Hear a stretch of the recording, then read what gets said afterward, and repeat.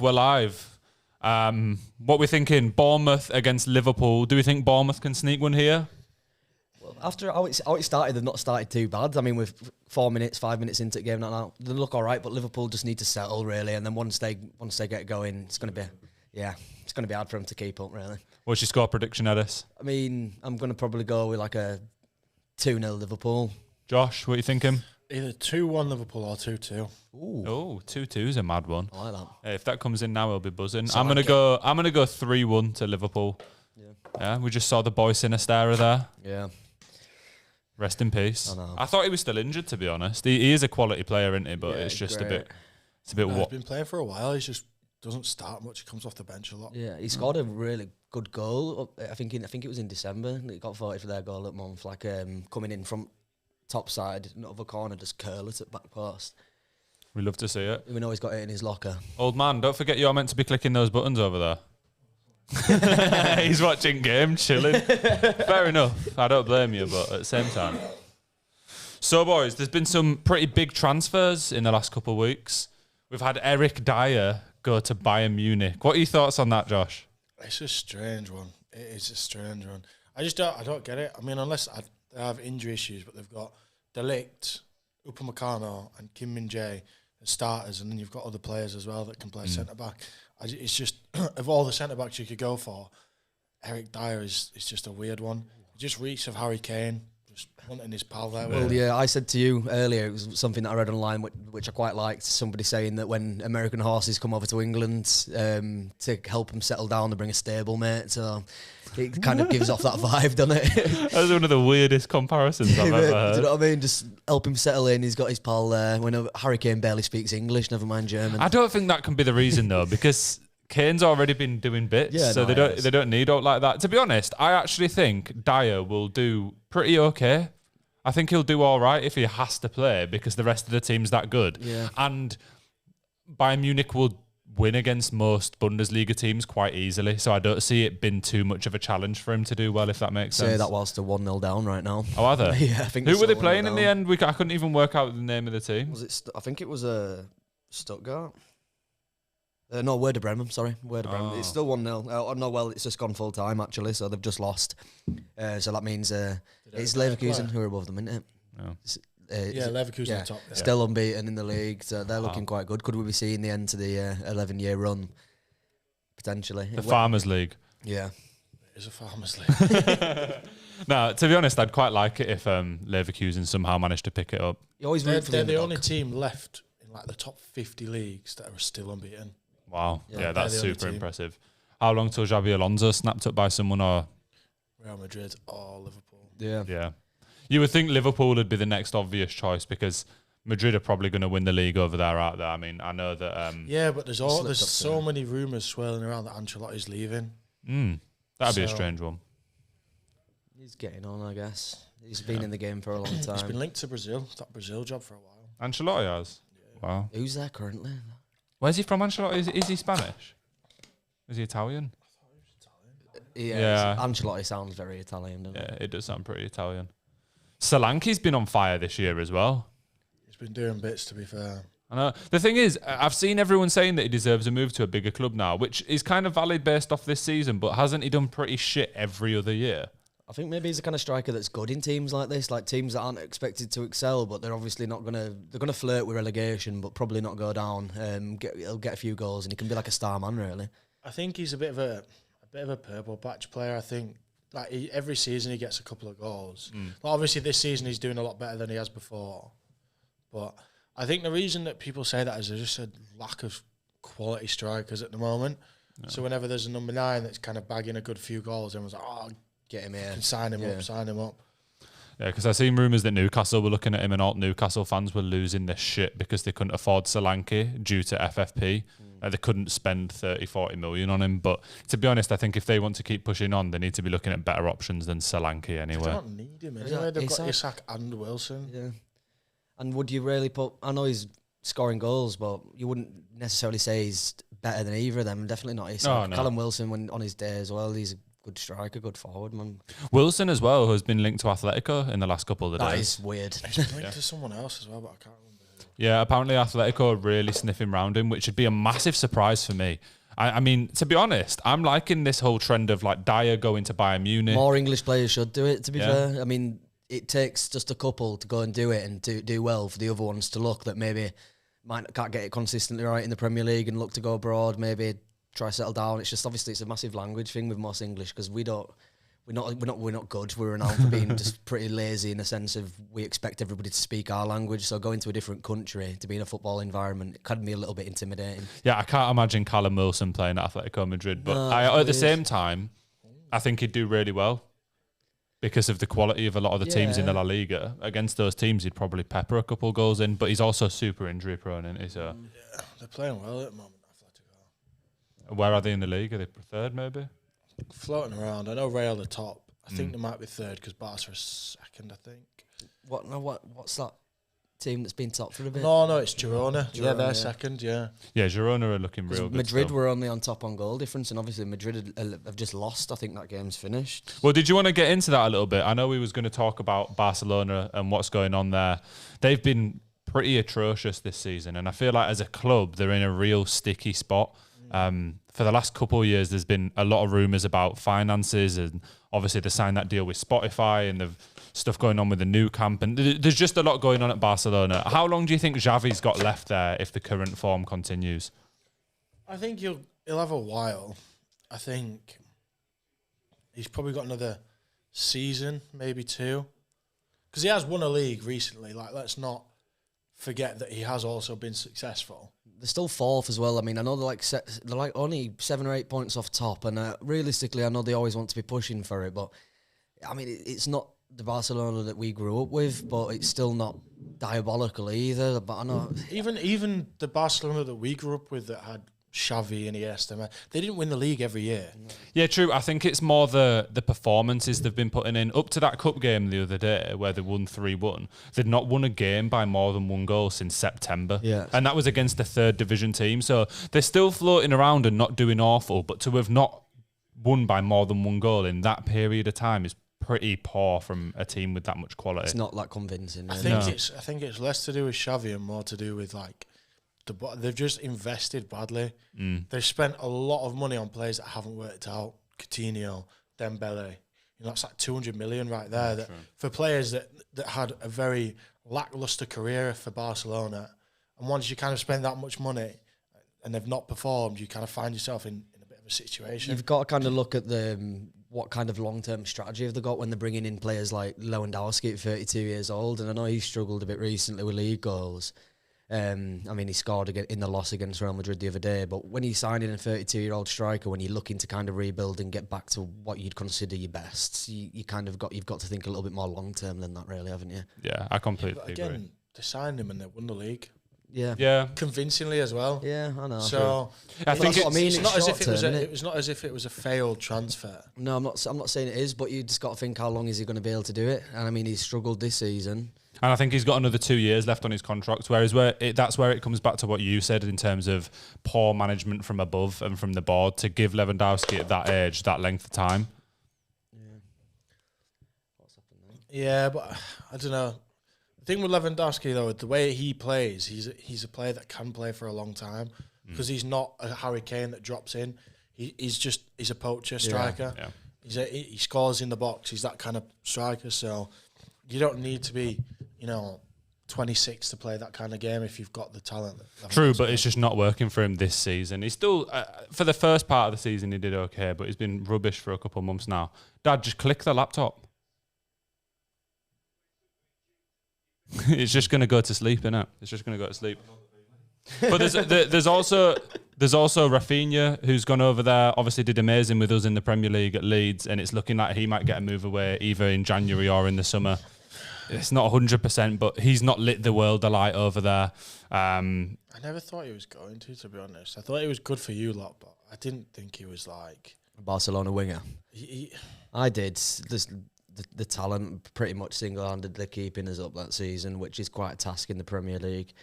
His bags of ability, and he does strike me as when his his best, like a Barcelona type of player, like a Brazilian, he's got flair, and it's kind of what you'd imagine a player like that at Barcelona to be on the wing.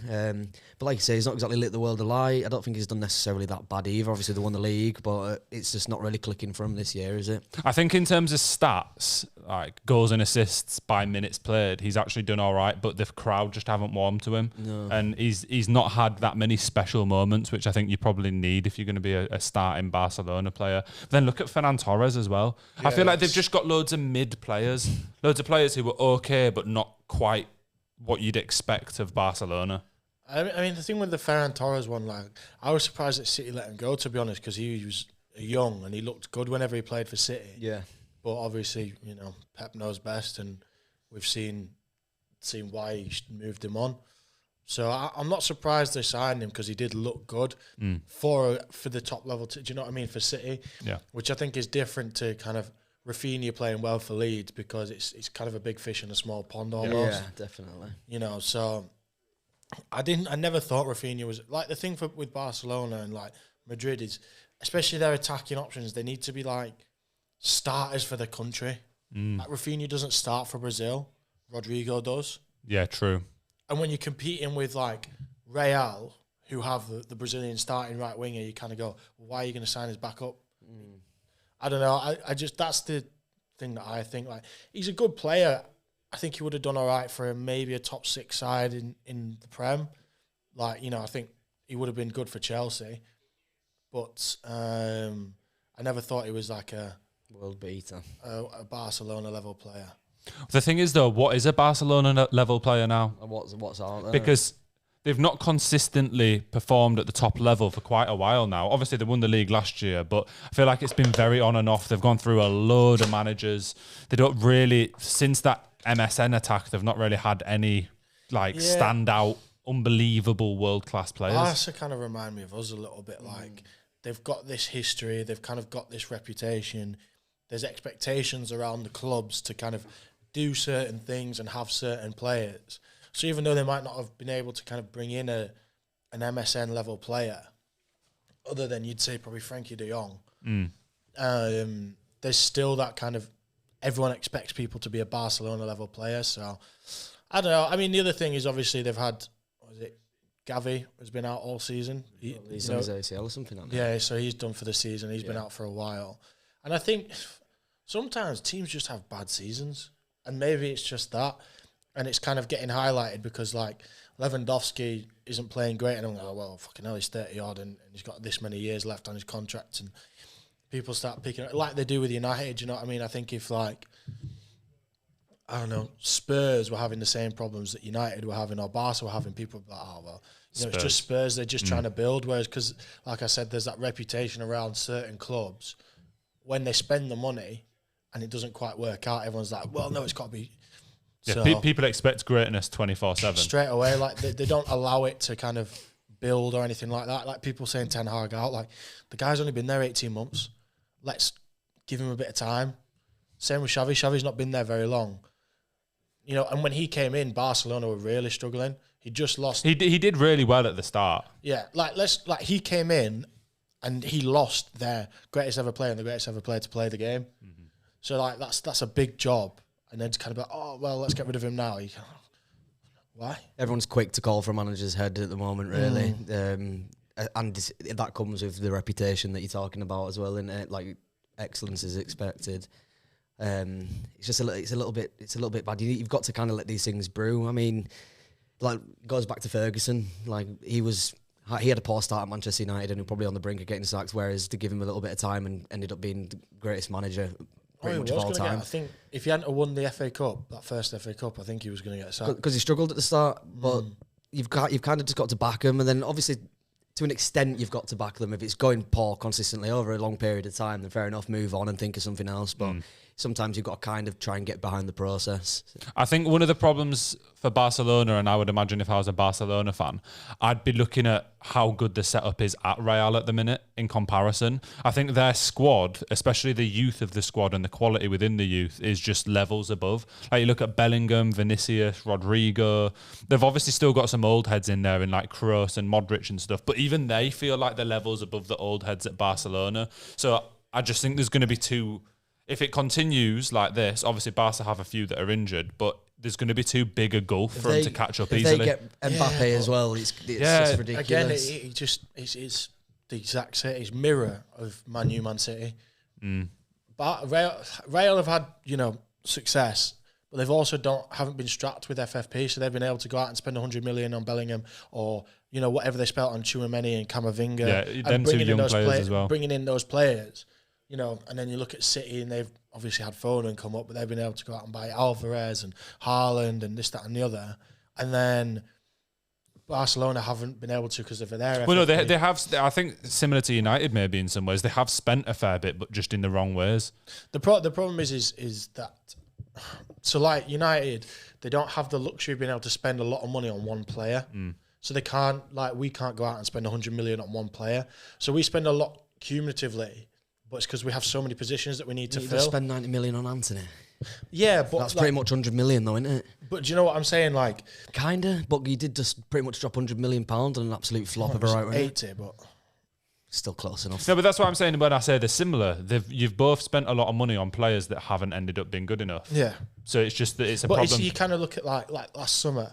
I love Højlund. I'm glad that we signed him, but for an extra 20, 30 million, we probably could have got Harry Kane. Yeah, that's just wild. But we couldn't afford to spend that extra 30 because we needed to spend that 30 million on, a keeper and this.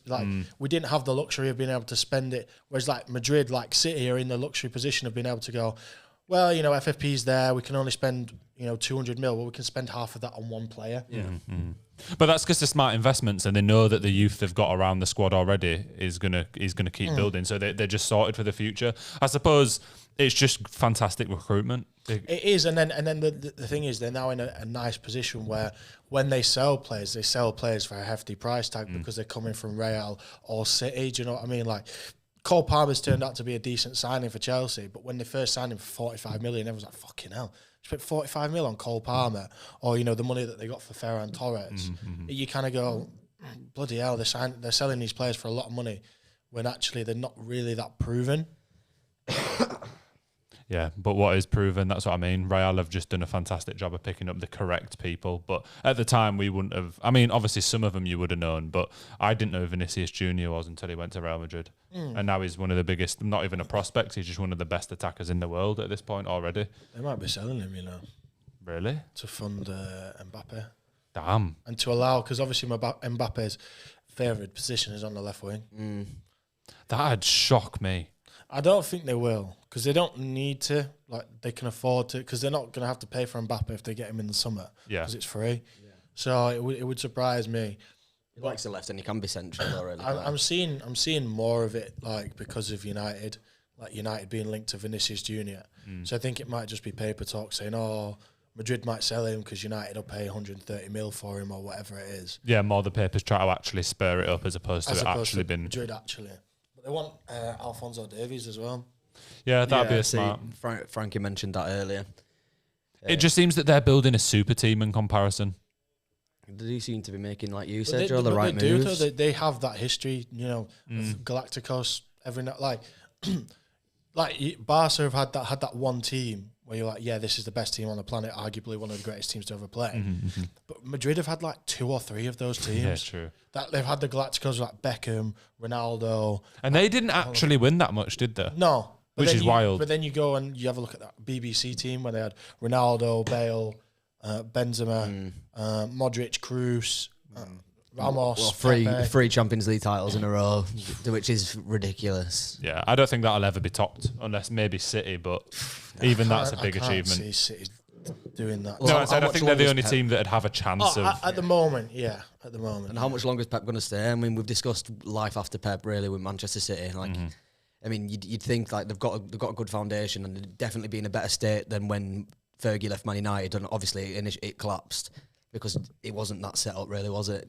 Not to the extent of City's, because obviously all the money and stuff like that, and all the players they can bring in. The issue with United was obviously we had Fergie leave, who was there for 20 odd years. Yeah. But also the way that the club was set up above Fergie, Fergie hid a lot of that, and then when he left, that was very exposed. Whereas now, City, at least the board set up well, and you'd kind of think, right, okay, when Pep leaves, they'll probably bring in the right guy. Whereas we just signed David Moyes. Yeah. He's not a bad manager, but he's not He's not a Man U manager. It's not an elite level manager, which is what that kind of club needs. You need an elite level manager. He's a good Everton. He's a good West Ham manager. He'll pick up the odd trophy here and there for a mid-table club and make them play good football. But he's not good enough to manage a top 6 side. Do you not think now he would be, even when West Ham are doing quite well and he's won? I know it's a minor European trophy, but he's won a minor European trophy. Unless he went to Liverpool. I think maybe like a Tottenham. No, because I don't think Tottenham set up well for him. I think he was literally...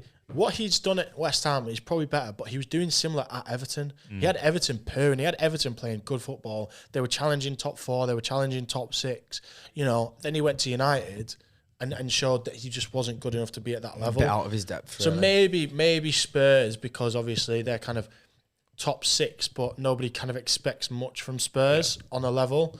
But I just don't think he's... And some managers just aren't, but they're still good managers. Yeah, it doesn't... Just because you're not challenging for league titles with a big team doesn't mean you're not some a of good them manager. are better without that kind of element of expectation as well. Do you know what I mean? They can kind of just do the job, not with the relentless pressure, obviously, from managing a top team.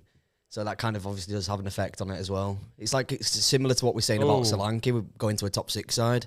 Yeah. Like, he's good for the kind of club that he's at. Is he really going to be able to do it at the top level? I don't think so. It's the same kind of comparison. I know it's obviously manager and player, but it's a similar kind of thing, I think, with Moyes. It is a similar vibe. Dad, what's that big yellow warning on the right-hand screen, sir? Yeah. YouTube is not receiving enough video to maintain a smooth streaming. As such, viewers will experience buffering. Just saying it's been buffered. Oh, dear. I mean, I've had it on here because I've seen it a bit ago and it seems fine to me, but also I can see the cache is getting fuller and fuller, which is not good because once it hits full, it just tanks out. But yeah, click on it. Widget. Wicket. Just go over. What the hell? That's mad. That's wild. What does it say? Suggestion: the stream current bitrate is higher than the recommended bitrate. We recommend you use a stream bitrate of 6,800 kilobytes per second. You're using 37,000 kilobytes per second. What does it say it should be? 6,800. Whoa. Whoa. All right, well, I'll sort it at half-time or something because let's just hope it stays alive for now. I mean, we're recording anyway, so it doesn't make too much of a difference, but... What next? What should we jump into next? One of your old boys has recently been fired. Jose Mourinho, gone from Roma. Would you take him back? No. He had you performing the best you've performed in the last 5 years. Yeah. But Like I said... That's not hard. like I said, I'm still backing Ten Hag. Yeah, fair. I don't know. I don't know if I even have anything to say on Ten Hag at this point. I think you know my thoughts. Talk your shit, bro. Talk your shit, man. No, it's just obvious Let that him cook. he's just not at that level. But he is. He's just not. But he is. Literally, I think Jose would definitely do better with the squad than Ten Hag is right now. I think when you look at the energy in the squad and how much effort they're putting in, that would not be acceptable under Jose. What was... I'm genuinely. When was the last time you watched United? Because the last few games that I've watched, we've looked better. It's much still better. It has been better. I think the last one I watched was Nottingham Forest, and he looked fucking fantastic Yeah, there. we looked dreadful in that game, but we play. I know it's Wigan. I know watched they're Wigan, League One mate. side. Oh. I did watch that actually. Yeah. No, but we played well, and I know like with Man U, we should have absolutely battered them, and the scoreline was probably favourable for Wigan, even though they lost. But the way that we've been playing this season, I took a lot of positives out of it, and again, we probably should have wrapped up that Spurs game when we went 2-1 up, and we were the worst side, but all season we've been worse than Spurs. So you'd expect that, but I still was quite impressed. But do you not think you're looking for a massive silver lining when you're taking a positive out of being worse than Spurs all season and played worse than them in the game, but did all right? It's like, that's wild for you. It is, but then like you look at our current injury lists, you look at how much we've had out this season. Rashford's starting to look better. Like the last couple of games, he's looked better. I think he played well against Spurs. I know it was Wigan, but he played well against Wigan. I can see that the connection between him and Højlund is starting to grow. So I think that there's positives to take. Martinez is back, Casemiro is back, Shaw's going to be back soon, Mount's going to be back soon. So we're going to have like that team back. But I just don't. I think the team is okay. I just don't see Ten Hag doing anything with that team. It's the tactics. I agree that it's starting to look better in that sense. It's hard to put tactics in when you're constantly having to replace people. You're constantly having to. I mean, we've had like 7 million different centre back partnerships already this season. Do you know what I mean? Like Johnny Evans was signed to be cover.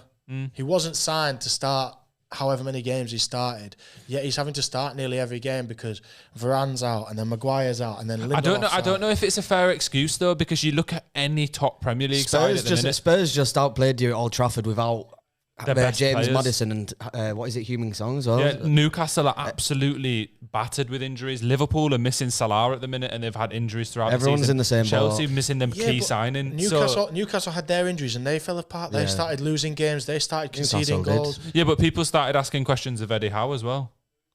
Yeah, and I disagreed with that as well. I don't know. I just don't think the squad is still good enough to be doing better than you are, in my opinion, even with the injured players. It's starting to. I do agree to an extent that it's starting to look, over the past two that I've watched, it's starting to look a little bit better in terms of Højlund is getting a little bit more service, because whenever I'd watched you before, even the Nottingham Forest game, like he was having the fewest touches on the pitch, he was just not getting the ball into him. And you look at the goal that he did score against Tottenham, it shows you what he can do when the ball goes to his feet in the box. And the Villa goal. I said in the top 6 discussion on this that once he starts firing and once he starts getting supply, then you'll start picking up more points.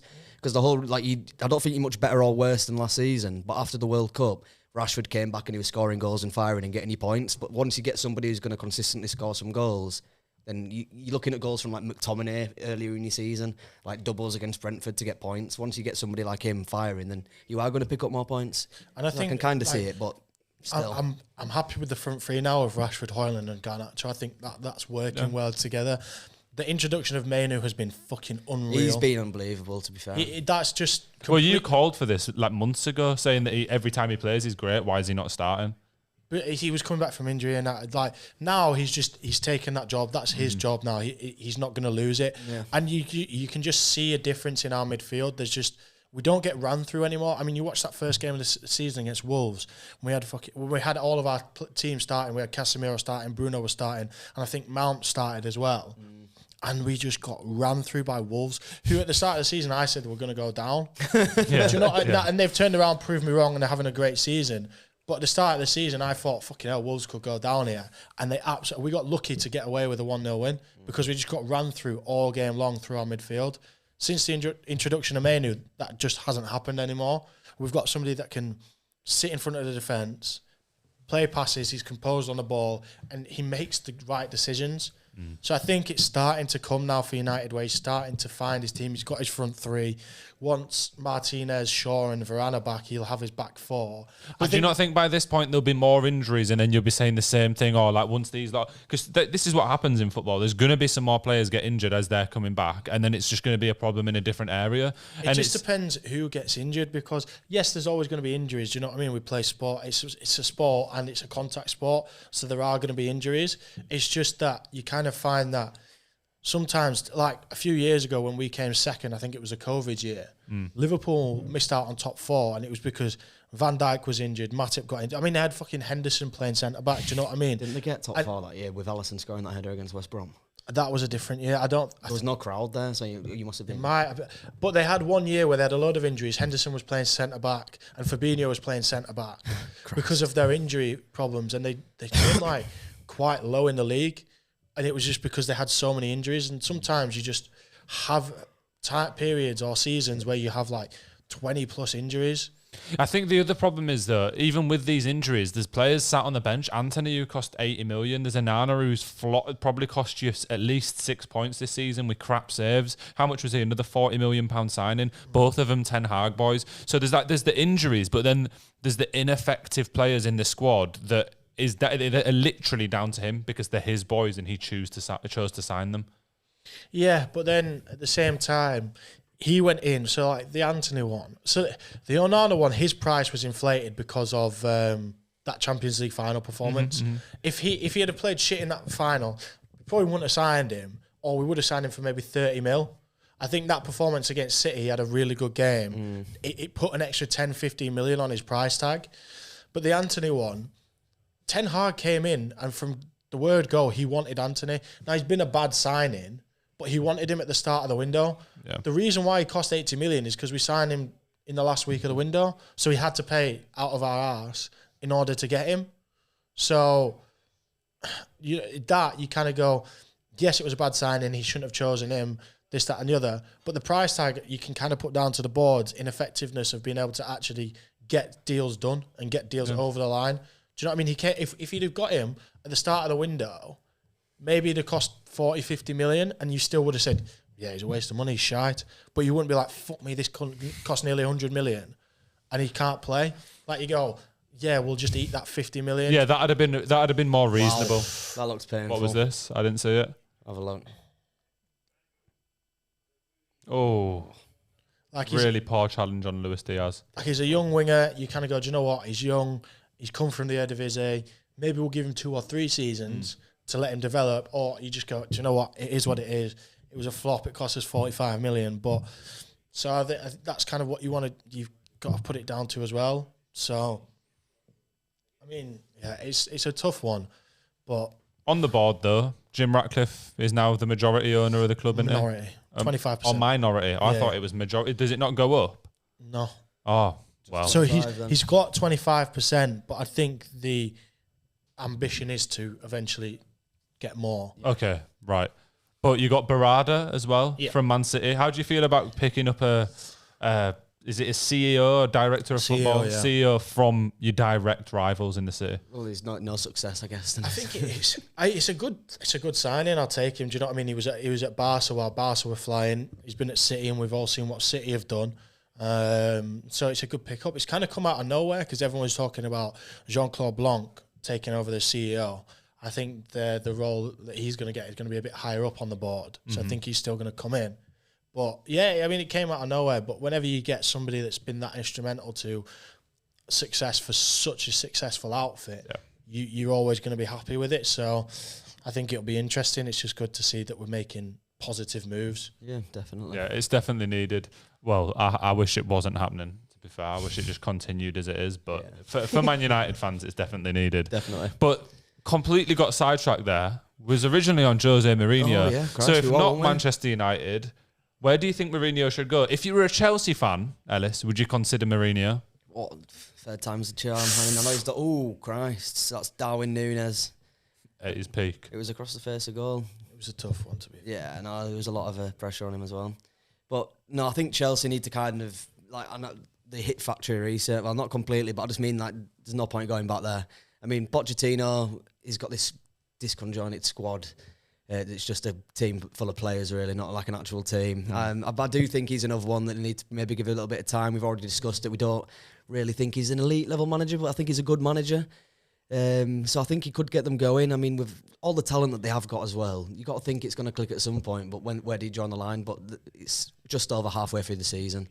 It's disappointing from a Chelsea perspective. They're obviously going to be annoyed. They want to be pushing for you. It's Chelsea at the end of the day. But you kind of got to just get behind. Otherwise, they're going to end up how they were, maybe under Abramovich. I mean, I know they won a lot, but just sacking managers left, right, and centre, you kind of just you can't get settled if you keep doing that. Like, maybe you might strike lucky and get somebody in and it ends up just firing straight away. But I think you've got to try and get behind Pochettino. So Jose Mourinho for Chelsea, no. I'm not really too sure. Not even sure if he'd come to the Premier League. He might go for another task. International, maybe. Yeah, I was going to say, I think, do you know, I've seen the boy Rory online saying that he would kill for Mourinho right now and he'd get rid of Pochettino in a heartbeat to bring Mourinho in. And I think that's a lot of nostalgia, though. Probably. Because he had such success at Chelsea. I think Chelsea fans are quite fickle with the managers. Like, as much as I don't rate Pochettino, the guy's been there 10 minutes. Yeah, true. So, I wouldn't get rid of Pochettino yet, but at the same, I definitely wouldn't bring Mourinho in because I feel like it's just a big step backwards. They need to try. But I don't think that Pochettino is the answer either, and I think maybe that's why this question is actually one that can be asked and that Chelsea fans are considering, because Pochettino, I don't think in the long run is going to do well with the squad that he's got. For some reason, I don't see it. He underperformed at PSG. He's underperformed so far this season. I just think when I look at him, I literally think meh. Meh. But I don't think Mourinho is a better man either because he's done it twice and he's just getting on a bit now, isn't he? I think, as you said, Ellis, international is now what Jose should do. I think I heard someone say if he's an international manager, he's got less time with him to fucking have fallouts in the dressing room. So it might suit him quite well. A couple of weeks a year, do you know what I mean? International breaks, stuff like that. I mean, you never know. Euros goes to shit. Would you take him as an England manager? I would definitely take him as an England manager. He knows how to win trophies, doesn't he? He knows how to set his team up to win I them. think that's what he'll do. I think he'll take a bit of a sabbatical. It's not as if he's going to be strapped for cash. What's his third payout in a couple of years? I think he'll probably take a bit of a sabbatical and just sit and wait and see what happens with England, because it's not as if it's not just like, you know, England have always got a half decent team. Like, we've got a very good team that's very young, which I think for somebody like Mourinho could be a very exciting prospect. Bournemouth in the box. Oh, 2 blocks in a row. I feel like we don't produce great managers, England. I mean, I like the idea of having an English manager, but at the end of the day, go for it. That in the entire history of the Premier League, there's never been an English manager that's won it. Which is crazy. Wow. It's always been Surely a foreigner. not. Well, do you think that I mean, Sir Alex. 92 and he's Scottish. Sir Alex is probably the only one that's kind of like homegrown. Yeah, he's British, isn't it? So it's similar. But yeah, I didn't know that, as if. That needs to get fixed up. But then I think it's just because of the tactics. What you want? He's not English, He's though. Scottish. Oh. Yeah, Did he win the similar. Premier League or was it the First Division? Oh, so you was mean he the that? manager then? Did you mean I just the didn't know he was the Premier manager League there. era? Yeah, not- so 92. Yeah, you see, I just think of the Premier League as the top division. I don't really class it. Well, everybody says football didn't just start in 1992. Yeah. Do you know what I mean? Like all these stats and stuff like that. But The last Englishman was Wilkinson with Leeds, wasn't it? Before Man U in 92, he won it in 91. oh yeah. We all love Leeds. This is why old boy needs a mic, you see. Got the knowledge. Yeah, no, an English manager's never won the Premier League. Wow. So that says a lot. Like we've got like an elite set of players. I think you need to match an elite set of players with an elite manager, and I don't think England have an elite manager that's English at the moment. So I do kind of think that. Wait, so are you admitting right now that Southgate isn't an elite level manager? Obviously, Bro, you've been gunning for that man for months, yeah. Well, for bro, years. I'll back him, and I even said after the World Cup that I'm happy. Like I don't care if I get shot down for it. I said I'm happy for him to take it into the next one. But if it doesn't work out for him this time, then give the reins to somebody else. So what you're saying, if we get to the Euros final and lose it again, you want him gone? Or would you then yeah. go, well, we got Well, to the it de- final. But you It say, depends. it like It that, the tone of your depends. voice, bro. You want him gone. No, he's going to move on and let somebody. I think even he knows that if he Yeah. doesn't win this, he's going to pass the reins over to somebody else. It's not like going to be the case of everybody calling for his head. 'Cause I Right. think we all kind of know that if this one doesn't work out, then he's going to be gone, and we're going to be moving on to hopefully an elite level manager. But even still, it depends how we'd lose that final. So like the last one that we lost to Italy, it was a little bit on him because tactically he made bad substitutions. He sat back too much when After actually scoring too early. we scored so early. We should have gone for it and we could have won that game Put him to 2 or bed, innit? 3-0. Put him to bed. We should have put him to bed. Instead, he decided to go defensive. and Pragmatic. pulled them up. Whereas if you had a final where, you know, it's 0-0 all game, it was nail biter, it was back and forth, and you just lose on penalties, you kind of go, at what point can you blame the manager there? Yeah, true. But again, if he makes tactical, But again, though, you'd just say we should have done better in the game itself, wouldn't you? There's always be a reason. Even if we just lost, we'd yeah. still... But say it's England-France in the final.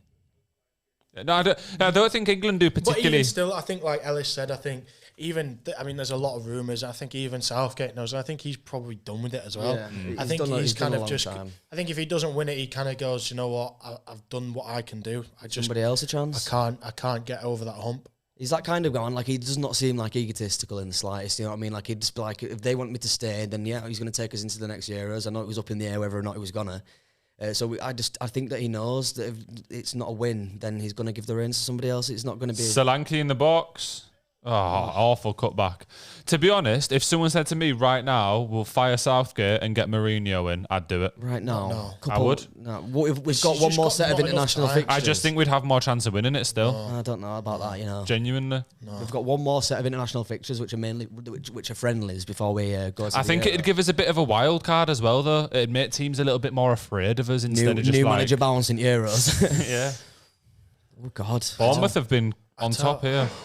I don't think teams aren't afraid of us. I think they are. You look at the team and then you look at the players that we have now. I mean, you look at Bellingham at the moment. He's absolutely flying. I think international teams will be terrified. No, to play. they will be terrified to players, but it's very rare we put a team to the sword. We usually score a goal or two and then just sit back, even when we're playing crap teams. I don't know. I don't understand now because the World Cup just gone. I think we beat. I know it's Iran, but we beat them 6-1, and then we beat Wales 3-0. No, but I mean in like the big games, bro. Yeah, but I also I know, think but you said the crap. What do you mean? Like if you're saying that quarterfinal? But even in the most recent international break, who did we only beat by like 1 or 2 but goals? are you considering like they're not big games? It's your tournament football. It's your big No, games. I know, but against Iran, I think anyone would be. I think quarterfinal. I know it's Ukraine, but it's a quarterfinal of Euros. Dismantle them 4-0. Like that's putting. them to the sword. that is pretty good. But And again, I think it's a rubbish team. 3-0 Senegal. They're not a bad team. No, Senegal are all right. It's just whenever I see us play, there's never any persuasion in my head that we're just going to batter a good I just team. don't understand. Sometimes you not remember what we were brought up with. 2010 World Cup with good players in that team, drawing 0-0 to Algeria. Like it's just mad. It's Do mad. you remember that Roy Hodgson era? But it's just crazy. And then you see Rooney walking off the pitch, they're getting booed, and he's like, "Oh, good to hear your own fans booing you." I just think you need to kind of remember that we've had good groups before, and we've struggled against even your shit teams in group games. I know, It's but great just through. because something's better now than it was before doesn't mean that it's as good as it should I be. think it comes down to as well who was available at the time. You look at like our midfield in that Euros, we were playing Rice and Phillips, which is a very defensive selection, and that's nothing to do with the manager. That's just who the best options were to be picked at that time.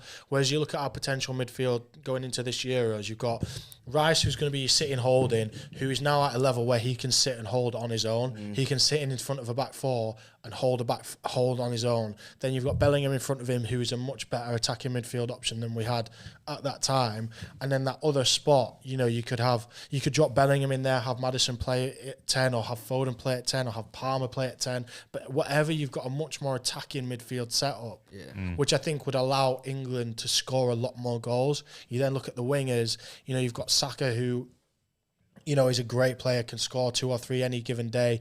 Foden could play on the wing. He's capable of scoring. You've got Rashford, who, if he can find his form again, he's lethal.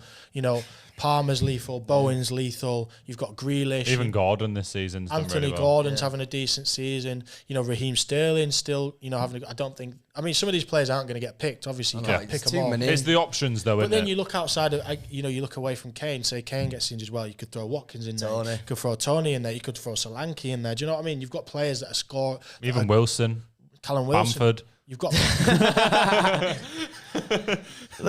you've got Bagsman behind, whereas I think in that last God, year, he's gone red, hasn't he? Fuck me. in that last Euros and the World Cup before that, if Harry Kane, he didn't get injured, but if Harry Kane had got injured, you go, who's the fuck's going to score? I think you look at our Euros group this time around as well, no disrespect to him, there's no need for us to play 2 holding midfielders against any of them 3 teams. No.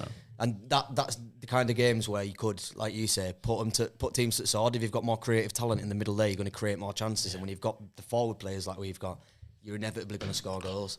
And defensively, we're actually all right, man. I think we're okay. I think we're good. That Euros, I know it's a Defensively, we're couple of good. years ago, but we didn't concede from open play. No, defensively, I don't think we're bad at all. I just think it's the attacking that's a bit of a problem.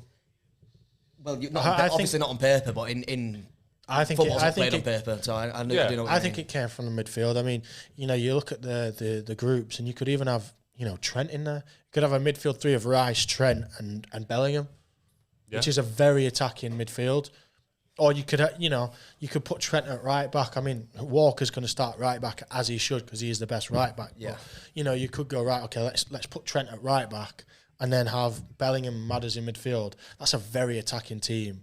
I'd like to see that, but I think because we've not done it so far, as in have that much of an attacking lineup, at least in a big tournament, it'd surprise me if he went in that direction. I don't think it would, because if you look at the last your international games, he was playing Trent in midfield. Bellingham was just injured, so I know have him Trent has played in midfield, he has. but not in a big tournament yet. I'd like to see Trent in midfield. I think that it suits him well internationally anyway. I mean, he's done well this season with Liverpool playing at right back, but He always has, really, hasn't he? yeah, I mean, he had a little bit of a dip a couple of seasons ago, but it was nothing major. It was kind of overhyped a little bit. I think Mourinho will be a great hire for England because he's a great tournament coach. Like, he wins tournaments. He just does, doesn't he? He's the first manager to win every European trophy. I know one of them was only introduced recently, but he's still won. It's still a European trophy, isn't it? Yeah, I mean, that's a trophy that he won with Roma, isn't it? So that's another thing. He's won a trophy pretty much everywhere he's been, bar Tottenham. Won everywhere but Tottenham.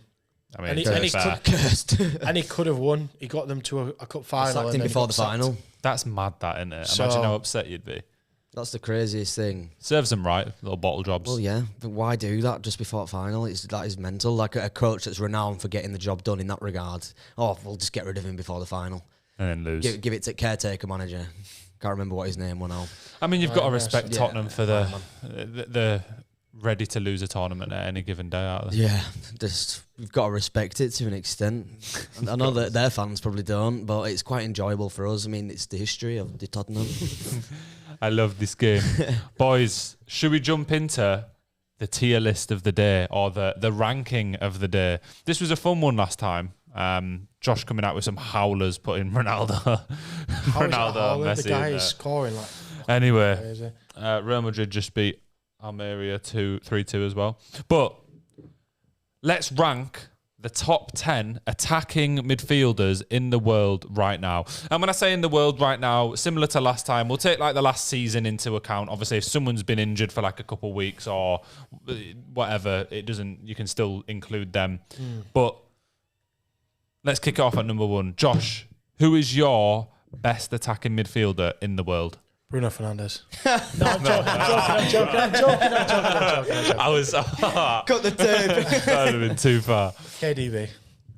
He's number 1. Yeah, Number 1. Ellis, who have you got? KDB. I've actually got Bellingham first. I wanted to put Bellingham first, but KDB is It's got to be KDB. Yeah, It's just him. I won't argue with it. I've got KDB second. Yeah, well, mine's the reverse of yours. So Everyone's got the same top 2. That's Yeah. good. I mean, to be fair, I think if you had anyone other than them, the only thing for me is I just thought because Bellingham, I know KDB's already come back on fire, and I would probably pick him in a lot of scenarios. Yeah. But just because Bellingham's been alive all season and doing it, I thought. But I had then, to put him in there. like you said, you include last season. Yeah, then KDB. I'm not really that stressed about who's in either place. Yeah. Third, Ellis. third shit, where's my list gone? I can't remember. I've gone 4. I know he can play on the wing, but I've got Bernardo Silva in there, me. At third, Yeah. it's quite high. Josh, what are you saying? Griezmann.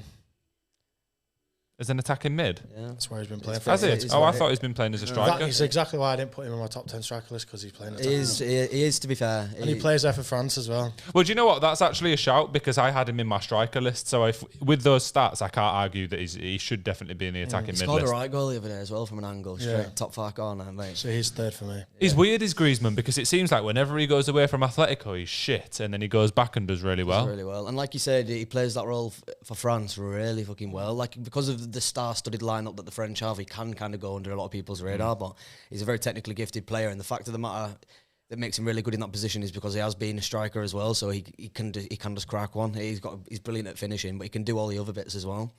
So I don't hate it. It's very high, but I don't hate it. Yeah, I've got Musiala. I mean, he won Bayern Munich's player. Yeah, he won Bayern Munich's player of the season last year. So I think at that age, an attacking mid, he's got good stats this year as well. He's on my list, but he's not that high. He's on my list as well, obviously. Fourth, Ellis, who have you got? I'll tell you what, it's a weird one because I've actually put Bruno Fernandes, but I've got something to say on Bruno Fernandes. Like Jamie Carragher's just said it midweek. Like he's a little bit similar to Pogba in a sense. He's a great talent, but he's not necessarily a great player yet either. Because there's a lot of other things that go towards being a great player. I think he's got the armband at Manchester United, but I think he's a baby. I think when it's not going his way, for us, his toys out his pram. But I'm just going to go off and put him at 4th because of the actual natural. He's naturally gifted. He's talented, and he does have the talent.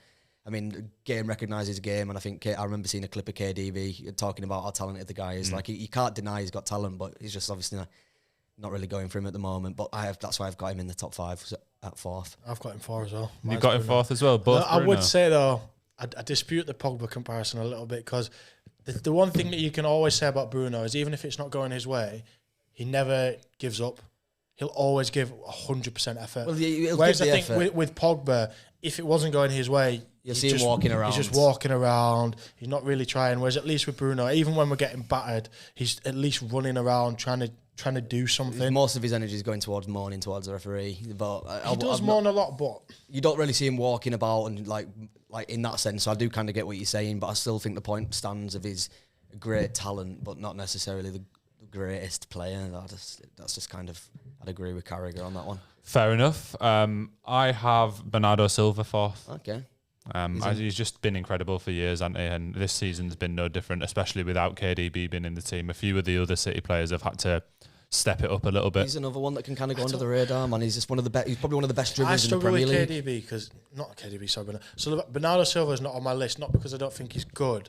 I never really know where he plays. Yeah, that's the problem. I was saying earlier, City's attack is kind of a lot of the attacking mids like Ford and Bernardo Silva sometimes play on the wing and then sometimes drop back to attacking mid again. And even Foden's played up top it's once or twice. Alvarez has played Cam a lot played 10 a lot this season, but I haven't got him in my list either, even though he's had a good season at 10. So I think like with Silva, even though he's unreal, one of the best players on the planet, I won't put him in my top 10 just because he's kind of almost a bit of a positionless player. Like he can play on the wing, he can play 10, he can play a bit deeper. Yeah. Like he's kind of. I get your vibe. It's quite hard to decide where certain players are actually meant to be in terms of position. But who have we got fifth, Josh? Who have I got fifth? I have got Phil Foden. Phil Foden, Ellis. I've got Musiala fifth, to be fair. Okay, we're just going to intertwine at this point. Yeah, Innit? I'm waiting for a rogue shout. I'm glad that they're not all like. We are relatively similar, but it does sound like we've got different players in each position now, to be fair. So it's good. It's good. I can't remember the last one that we did where it was pretty fucking bang on the same, wasn't it? So this is me being a stat man. I've got Wirtz. Wirtz, yeah. He's in my top 10, you know. He's in my top 10 as well, but I don't know. I think it's hard for me to put him above anybody that I've got him below, if that makes sense. Yeah, it was a tough call for me. And to be fair, I could have probably swapped him with pretty much anyone who's in the rest of my list. But I think, to be honest, I wanted to mix it up so it wasn't just pure Premier League as well. Because I think that's a bit, I think I'm a bit biased because I've seen Wirtz play a couple times, but obviously I'm not watching the Bundesliga week in, week out. No. So I can't say that I'm a fucking expert in what he does. But I think I just don't want to be pure Premier League biased because I do watch them more. Wirtz has had incredible stats and looks like a fantastic player. So I've got him at fifth. Ellis, on to sixth. Who have you got? Ødegaard. Oh, I don't know about sixth. Really? When he's firing, he's had a bit of a rough patch. Even when we watched the Arsenal game the other week with Chris Hooley here, he was saying that he's been a bit shit as of recent. But like you said, when it comes down to the list, you've got to take last season into consideration as well. And I do think that he's just fantastic. He's, 24 years old. He's got the armband at Arsenal, which already shows what the people in the club think about him as a professional as well. That all kind of goes into his playing ability. I think he's got to be in the top 10. I mean, 6 might be very generous, but I do... he is in my list, but I just think right now I couldn't put him above the rest of the people ahead of him. He's clearly a fantastic player, and I think actually in Arsenal's dry patch this season, I don't think a lot of the blame actually comes down to him. It's more on the wingers, Martinelli and Saka, who have not dropped got off. Consistent scorers. I've done well. I've not scored 5 yesterday, but in the little patch that they had before. It's all good. Odegaard's still been creative, but if all the attacking players who were actually putting the ball in the net on a more regular basis last season aren't doing that anymore, then his stats are obviously going to drop off as well. But Josh, who have you got in sixth? Musiala. Yeah. Oh, this is good. There's no arguments in this one. Sixth, I've got Foden. So yeah, standard. It's just fucking going swimmingly. This. Say your top 6 again. Bellingham, KDB, Musiala, Bernardo Silva, Wirtz, and Foden. You don't have Bruno Fernandes in your top 6. That's criminal. That's criminal. He's not in Joe's top 10. He is in the top 10. Bro was getting ready to jump. Bro was about to fucking strangle me then. As good as Florian Wirtz has been, to have him, I've literally just clocked it now, to have him above Bruno, who's been doing it from the second he came into United. I like Bruno, I just don't like his attitude. But this ain't about who's got the best attitude on the football pitch. Give me a top 10 list of the best attitudes on the pitch. Who smiles the most? I also think penalty merchant, How? I mean, a lot of his goals are penalties. He brought us fed up with you. Yeah. Bruno's in my list. Just give me a chance. But he's just... The United hate is wild. Nah, I think it's pretty valid. I know. I respect it. As a Leeds fan, he recognises footballer. I'm in his good books now. Yeah, you don't have to be nice to Ellis. He literally went on a rant about why he's a twat. Yeah, I know, but if Brad's watching as well, like, you can don't chin me, please. Yeah. Where were we up to? 7th. Ellis, who have you got? keeps going off. I don't know why. I should. Yeah, I've changed my phone settings because I had this problem as well. Yeah, 7th I've got Phil Foden. I know he's been mentioned early on the list, but Phil Foden, I think we've had the conversation about generational talent. It's not all about the stats. I just think he's probably one of the most talented players we've produced in a good while. He's a joy to watch, and at any given moment he can produce a moment of magic. Yeah, he's class, isn't he? He's an unbelievable player, and to say how much he's won and he's still so young, it's just the future's exciting for me as an England fan to kind of see what he can achieve with the country as well. So yeah, I completely agree, and I think he's in a lucky position, as I was saying, that he can play on the wing as well. Yeah, he's just a fantastic player. When he's got the ball at his feet, it looks like it's literally stuck to him. Yeah, literally. It's like he's got magnets in his boots sometimes, the way he just cuts across the ground. So did you have Bruno Fernandes above Phil Foden? Yeah. Well, I think that's a close call. I did. Well, I've got Bruno 4, Foden 5. Yeah, all right. Well, you've literally put it as a close call then. I had. Wait, who have you got? Odegaard at 7. Odegaard at 7. I had Brandt. I don't know enough about him to be able to comment on it. To be fair, Again, I watched it. To be fair, I watched a literal highlight compilation and looked at his stats, and I thought, yo, he looks banging. I watched one YouTube video.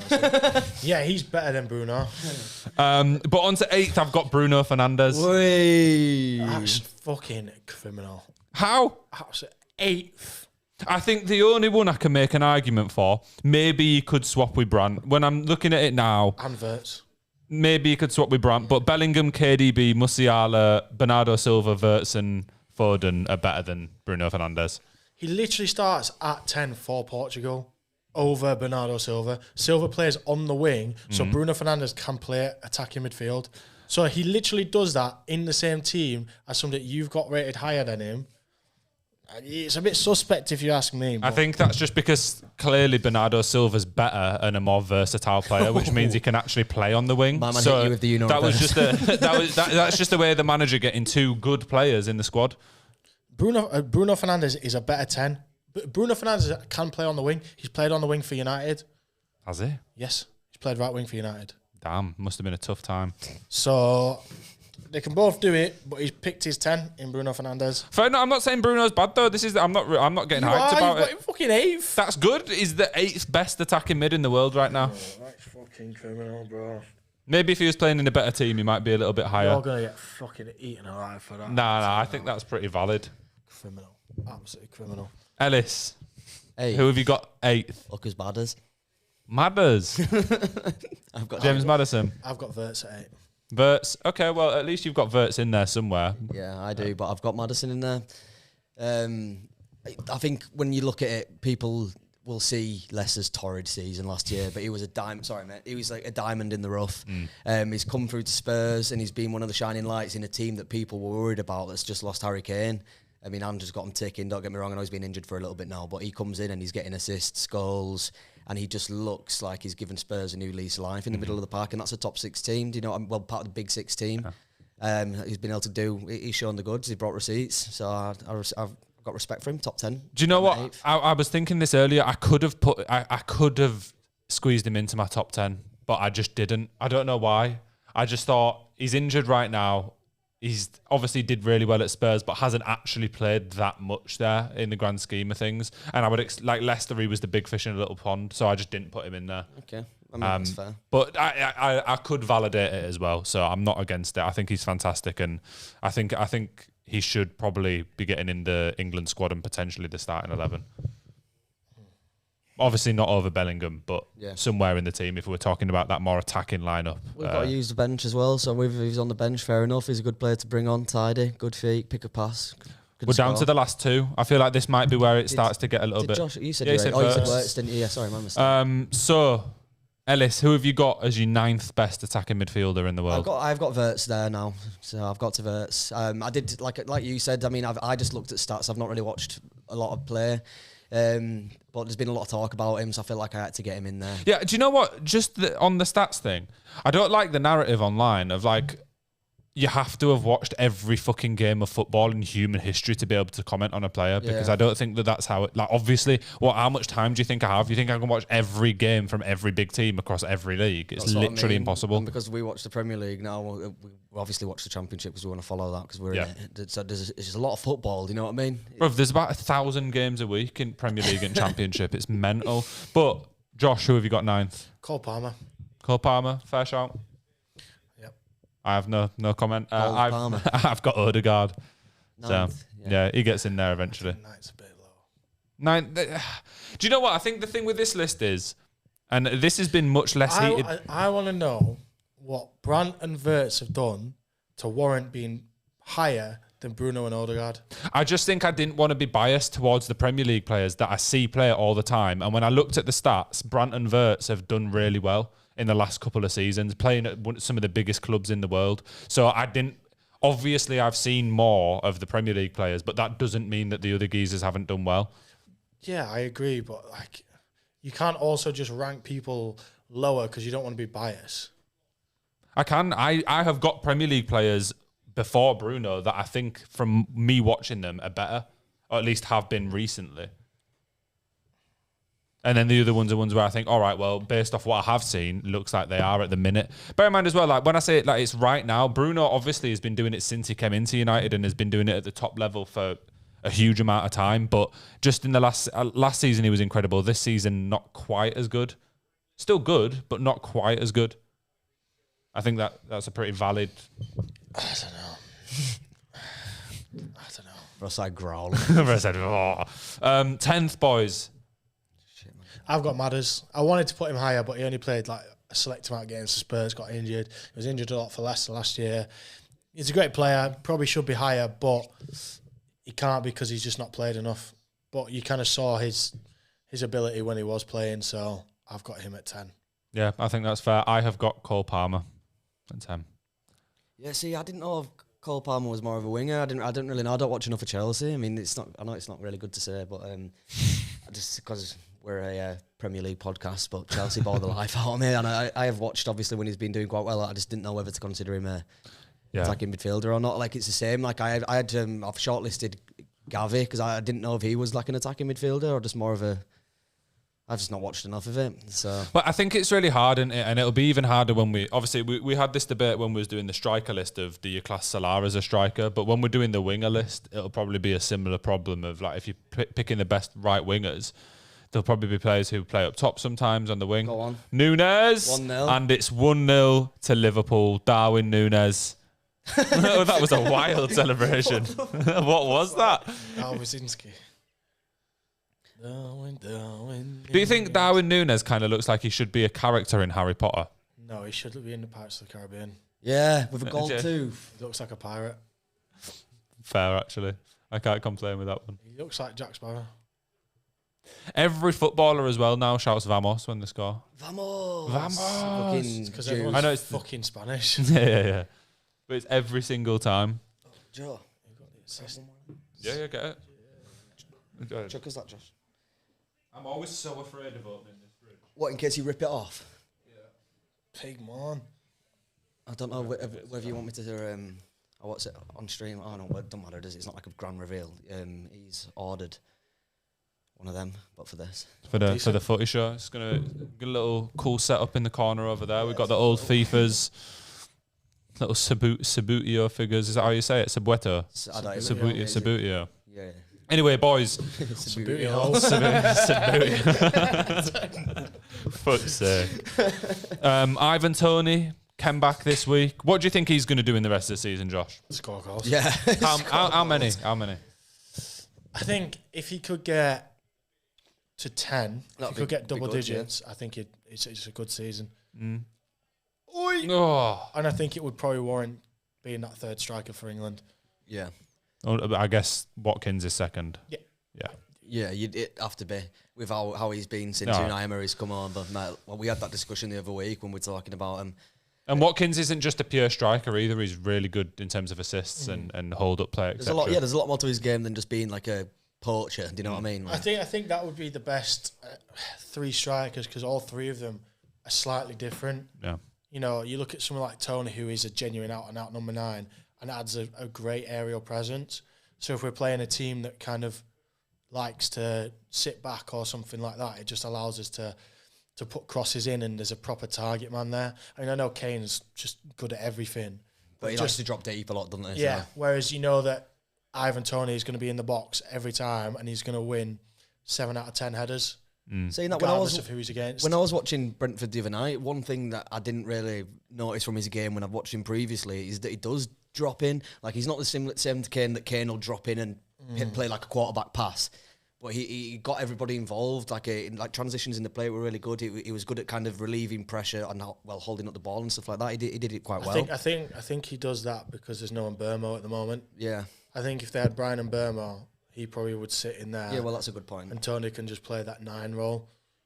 Do you not think that Tony's made Brentford look like clowns? I think he's absolutely taken the piss out of that team. He was in the media the other day talking about, oh, well, if a big came in from a big team, maybe I'd consider it. There was a video of him online last year where he was at like a music festival or a gig, and someone asked him about Brentford, and he goes, yeah, fuck Brentford, and starts laughing. And then they're out here playing the Undertaker theme music when he returns. It's fucking wild, that, isn't it? They rented out billboards near the stadium to put him on. Played the Undertaker theme music for someone that said captain. "fuck the club." Made him captain as well, yeah. If that was any other Premier League team, pretty much maybe a couple of teams would accept it. But I think the atmosphere in the stadium would be so hostile. If a Man United player said, "Yeah, fuck Manchester United," and then said, "Oh yeah, if a bid comes in from another team, I have to consider it," and then gets banned for 8 months. And then you'd make him your captain. Yeah, I agree. But at the same time, it's Brentford. They ain't got much else. United aren't fighting to keep the fans. Like, as shitty as it is to say, like, Man U fans are always going to be Man U fans at this point in time. Like, now that we've had a few years of being fucking dog water, if you're still a United fan, you're going to be a United fan. The same way, if you're a Leeds fan, you're going to be a Leeds fan. I don't know. Whereas That's a penalty, that, isn't it? Yeah. 2 hands on bang. Actually, on that note, one of the boys said the other day, I was having a conversation with a delusional Manchester United fan. And he said, this isn't even you, Josh, which is wild because you are pretty delusional as well. I'm not delusional, I speak facts. This particular Manchester United fan said that being a Manchester United fan from Leeds makes him more of a Manchester United fan, a better United fan than other fans who are from Manchester. Do you think that makes sense? I don't really. He might have had a few beers. What was his logic behind that? I don't know. I don't think there was any logic, really. There was no proper explanation. I think it was because he was saying he's been brought up in Leeds where there's a lot of hate for Manchester United, so the fact that he still supports them to this day makes him a better fan than others. I kind of get it, but I think it's just... No, I get where he's coming from, but I don't agree. Like, I think it's just indifferent. I don't think it makes you a better or worse fan for supporting a team from another city. No, I think it's wild. just indifferent. Well, no, I think it actually probably makes you a little bit worse. Why? Definitely not better. Well, because if you've been born and grown up in a city, I think you should be more likely to support that city where you're from. I hear the argument that there's family affiliation and stuff like that. Yeah, I get that, but I'm not saying not everybody is born in a city and lives there the whole life. Do you know what I mean? So then, like, move to a different place and start a family. Like, let's say in 5 years you move to Manchester, have a kid. Would you expect your kid to be a Man U or Man City fan, or would you expect him to be a Leeds fan, or want him to be a Leeds fan?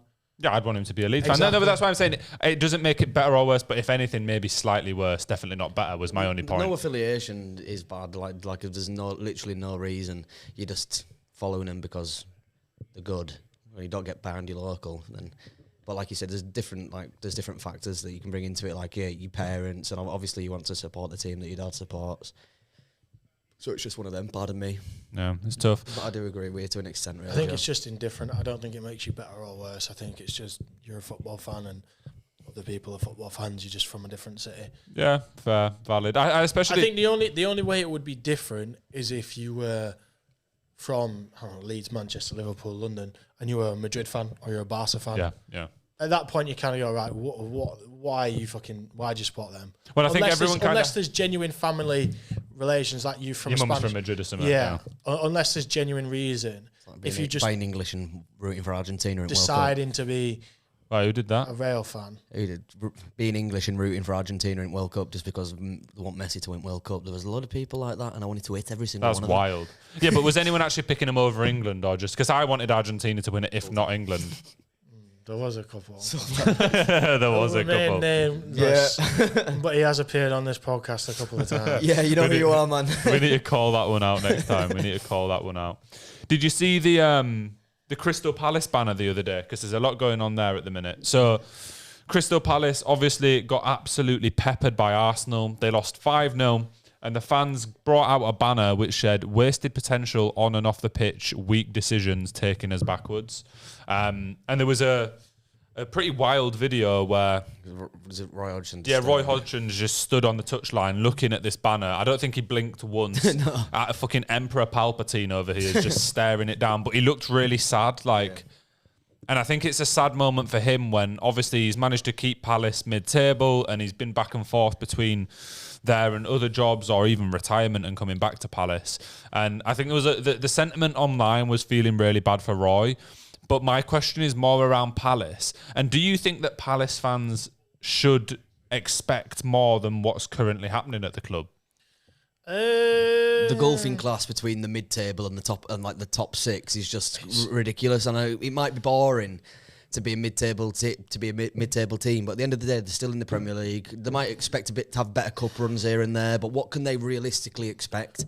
It might be boring, but it's a hard one. I mean, you boys will be able to answer it better than myself, but it's like you can't expect. So as Leeds fans, if you were to come up to the Premier League, you couldn't expect to win the Premier League. Or you couldn't really expect to win, the FA Cup. Maybe if you started getting on a bit of a run. But start of the season, you can't really have those expectations. But at the same time, you're a fan and you want to see your team win.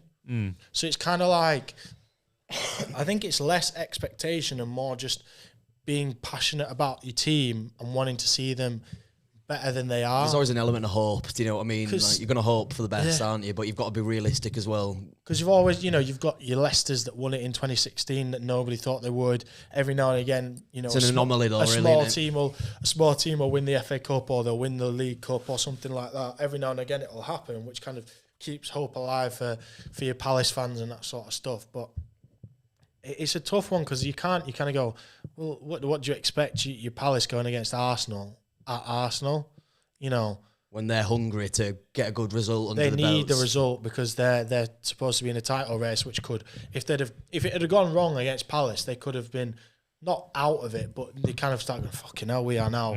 You've got a bit of a hill to climb, haven't you? Yeah, with Liverpool now winning as well, they could have been in a situation where you go, Jesus, we've got some chasing to do here, lads. City won't stop winning at some point. Like, they're going to go on a run with KDB coming back and Haaland due back at the end of the month. Like, it was just, it was definitely do or die kind of thing. It felt like it anyway. Lewis got a yellow card. I think it's a really tough one with Palace because I personally don't really know what the fans are expecting. I understand you always want the best for your team, but to be honest, I think in terms of what's best for Palace, it's not far off what's going on now. I don't know how much better it can get for a club of that size that makes X amount of revenue to be a pretty safe Premier League team for a long, sustained period of time is quite successful running of the club, in my opinion, because it's obvious whenever Palace have a star player or get a couple of star players, it doesn't take long for the big teams to come in and get them. And it's those players want to leave as well. Obviously, Zaha was there for years and he loved it at Palace, but eventually he was going to move on. He even moved on. He came to United for a couple of seasons. Yeah, and then went back. But then you look at Elise right now, you're pretty much easy. You know that these players aren't going to be there should they keep up good form. Well, it's a stepping stone kind of club in terms of a player's career, realistically, if they are that kind of player. The only thing that you could say, I'm just looking at the table now, they currently start at 15th, 5 points above the drop. Right. So maybe you could say, well, they were flirting with it last year as well. You can't expect them to be top 6, challenging top 4, but maybe you could have those expectations that you would be a lot safer, you would be a lot more comfortable. So maybe you can kind of see where they're coming from in that aspect where you go, do you know what, like Luton, who are 18th, 5 points behind them, have a game in hand. If they win that game, it puts pressure on Palace, so I think you can kind of see where they're coming from when you look at it. Like if they were sat like 12th or 12th to 10th and, they were 10 points above the drop. You know, what more do you expect? But when they're in that position where, you know, a team below them could get hot and Palace keep losing, and all of a sudden you go, fucking hell, could Palace go down here? Yeah, but I also look at it in terms of look at the teams that are below them and how their ownership has done. And I don't think that Palace are in that bad a position. Like, you look at Sheffield United, they just come up, do shit, go back down every single time. Poor signings, just poor all-round ownership most of the time. Yeah. And then But then you kind of look at, so say if you were to look at the teams on paper, Bournemouth and Palace, you would probably say Palace have a better team, yet they're below Bournemouth. Again, you look at Fulham compared to Palace, you'd probably edge it to Palace. only just though. But you'd still give it to Got them. a good side for them. Yeah, but this is what I'm saying. That doesn't mean Yeah, that but Palace have got, you know, you've got Sam Johnson and Dean Henderson in there. You've got Mark Gahey and Anderson at centre back. Tyreek Mitchell's a pretty handy left back. You've got Eze. You've got Elise. You know, I used decent on his day. You know, Palace have got a decent side. Yeah, they do, definitely. So I can kind of see where they're coming from. Maybe it's a little harsh the way that they're kind of going about it with that banner and that sort of stuff, but 5 points above the drop, and you've got Everton that are just behind you, and they've already had a 10 point. But look at Everton's ownership. I know they're getting new owners now, but they're getting points deducted whilst the new stadium has been built. They're in loads of debt to the point where they're having to sell the club, practically putting them in a relegation battle where they might even get another points deduction and actually end up going down in the midst of all this. Oh, that's problem with ownership. Yeah, that's what I mean. That's a real problem. Whereas I think Palace have even still kept a hold of the better players in recent. Like, obviously, we've mentioned a lot. You just mentioned a lot of them there. Some of those could easily be playing at better teams, and they're not because they've done a decent job of keeping them. So I really don't. I don't understand it. And obviously, I'm not a Palace fan, so it's not for me to obviously understand. they'll know more than what we do. So if you end up clipping this and anybody wants to shed some light on it, then all ears. But Yeah. from an outside perspective, it doesn't look that flipping catastrophic, does it? I think it's just very safe. Like, keeping Roy Hodgson in, he'll keep you up, but you're never really going to do much more than stay up higher. You're not even going to challenge for any type of European spot. And I suppose the whole point of being in the Premier League for an extended period is to build up to getting towards actually challenging for something, whether it be a really good cup run or a European spot, even if it's one of the bottom ones. So I think maybe it's just a stagnation at Palace, which is what the fans are unhappy with. I mean, like you say, you do kind of want, whether it be gradual or not, and it like just a slight increase, do you know what I mean? But they seem to have just be on a straight line, really, don't they? It's just constant. And I've had them, it's weird though, because I've had them in my pick for relegation at the start of this season, and I think I'd had them in when we did the 6-month review, because I can just see them sneaking in there. I don't know why, but especially if the club's starting to turn toxic. I just think They might flirt with it, but there's a lot worse. There's in no the way league they're this going year. down now with Luton, Sheffield United, Burnley in there. Then It you've got depends if- Forest and Everton, who are both facing point deductions as well. You know, the 5 teams that are currently below them, you don't expect them to go above them. As I said, I think it depends if anyone gets a points deduction. If there's a points deduction, then no, they won't. But as you said, they're only 5 points off at the minute, and they just got.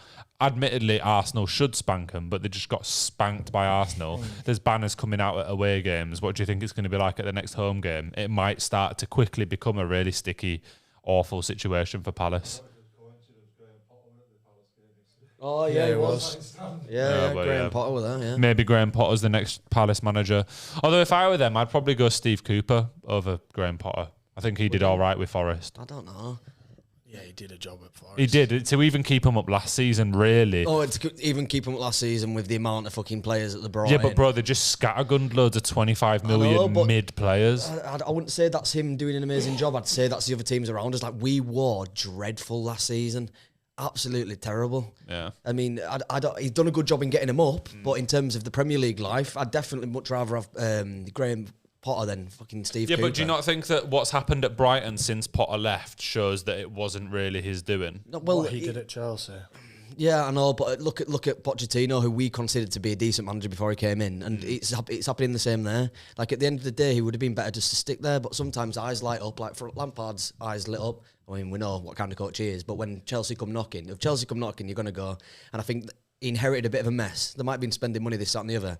He was comfortable at Brighton. You've got to think I know they've got good recruitment, but he'll have had some say in what was going on. Like, it's not. I know they've done well since they've gone, but they found a good manager in deserve. And I mean, he was It's not still. even that they've done good. Brighton are better. under De Zerbi than they were with Potter. Yeah. Well, they are just a good team now. They've got to be considered. They're like a top 8 team now. You know what I mean? Yeah. I'd still definitely take. I don't know. I just think, especially because right now, Potter's been out of work for quite a while. Yeah, no, but it's not like he's actually physically running around. You know what I mean? Like, it's not like he's going to take his legs a while to adjust. It'd be like. No, but I'm just saying. I think I'd rather have someone who's literally managed a couple of weeks ago and was actually doing a half decent job. Does also say something when there's been a few jobs that have come up and he's not been considered for him. Yeah, he's not really had a look in anywhere, has he, since the Chelsea run? But then I suppose you could say the same with Zidane. He's been out of management for a long time, and sometimes these people just wait for the right thing to pop up. I feel like Zidane just doesn't want another job until it's top tier, though. I think he'll only take PSG or France, to be honest. Genuinely, that's the only jobs that. What are the jobs? Pep goes. Maybe you would have to take City, wouldn't you? Because you get paid so much and win the Premier League and probably another Champions League. Maybe, but then I don't know. I think maybe he's a little bit like he's got this kind of cachet about him now. Do you know what I mean? Where he won a few at Madrid, then left, then they brought him back and he won again. He's kind of got that. I don't know whether he's kind of thinking, oh, fucking, if I go somewhere else and I don't win. And it kind of makes me look a bit. Whereas now he's kind of like got this like aura about him as a manager that he just went in, did a job and fucked off. Skedaddled. In a bit. Nah. He went back and did a job and fucked off again. I saw Simon on the last episode was saying Newcastle should spend loads of money to get Zidane. Or see if they could get. He was more saying a top manager, but Zidane's obviously the number one option. Saying to take him to the next level, they need an elite. They do, yeah. I mean, my only thing with that is United actively pursued him and didn't get him. So if he's not going to take a job at United, I can't see him taking a job at Newcastle. So right now, under the current project, if Zidane was like I'm not talking football wise. I'm just talking like size of club. Yeah. Like. United are a bigger club than Newcastle, and United probably would have paid him more than Newcastle would. Not to say that Newcastle aren't strapped for cash, but United have a history of overpaying. So I think if they were to get a Zidane, they would have given him a blank checkbook and say, you write the number, we'll give you it. Yeah, pretty much. So I think if he wasn't going to take the United job, regardless of the football around it, then I can't see him taking the Newcastle job personally. Do you think right now, if Zidane was available and willing to go to United, you'd get rid of Ten Hag for Zidane? I don't know. I think under the Glazers probably, because not only is it's a name, they just love a name. To have Zidane as your manager, it's a name. I don't know. I'm not saying that Zidane's not. Do you know what I mean? I'm not saying Ten Hag's better than Zidane or vice versa. I don't want to see Ten Hag go yet. I feel like you're not ready to see Ten Hag go until something catastrophic happens. No, because it's not yet. So when he came in at the start of last season, I said, give him 3 or 4 years. I think as great as last year was, it also added a lot of unnecessary pressure. Like, we were surprisingly good last year when we actually shouldn't have been. Like, I remember when he came in. I don't think you were surprisingly good last year, though. I think they got to 2 finals and finished in top 4. No, but I think it was. Good. I don't think that was due to Ten Hag. It was due to Rashford being surprisingly good and Bruno, of course. Yeah, but Rashford had been subpar for years, and then the first year Ten Hag's in there. Yeah, I suppose you have to give him a bit of credit for it. He turns him into that Rashford. He made Dalot look all right, even though I don't rate him. People, he made Wan-Bissaka look good, this, that, and the other. We came third, got to 2 cup finals, won 1, and actually you kind of go, well, in that FA Cup final, if De Gea hadn't dropped 2 clangers, we probably would have lost. It was City, do you know what I mean? And they were on their fucking treble arc, so we probably would have lost. 2 clangers? Well, the first goal was a beauty. The first goal was a beauty, but that Liverpool second goal was a massive in the box, and it's 2-0. Is that Jota? Yeah. But that second one was an absolute clanger. Yeah, the second one was. So you kind of go, 1-1. You never know what could happen if we'd have got to extra time. But like I was saying in the group chat, the lads kind of said, oh, what's your expectations?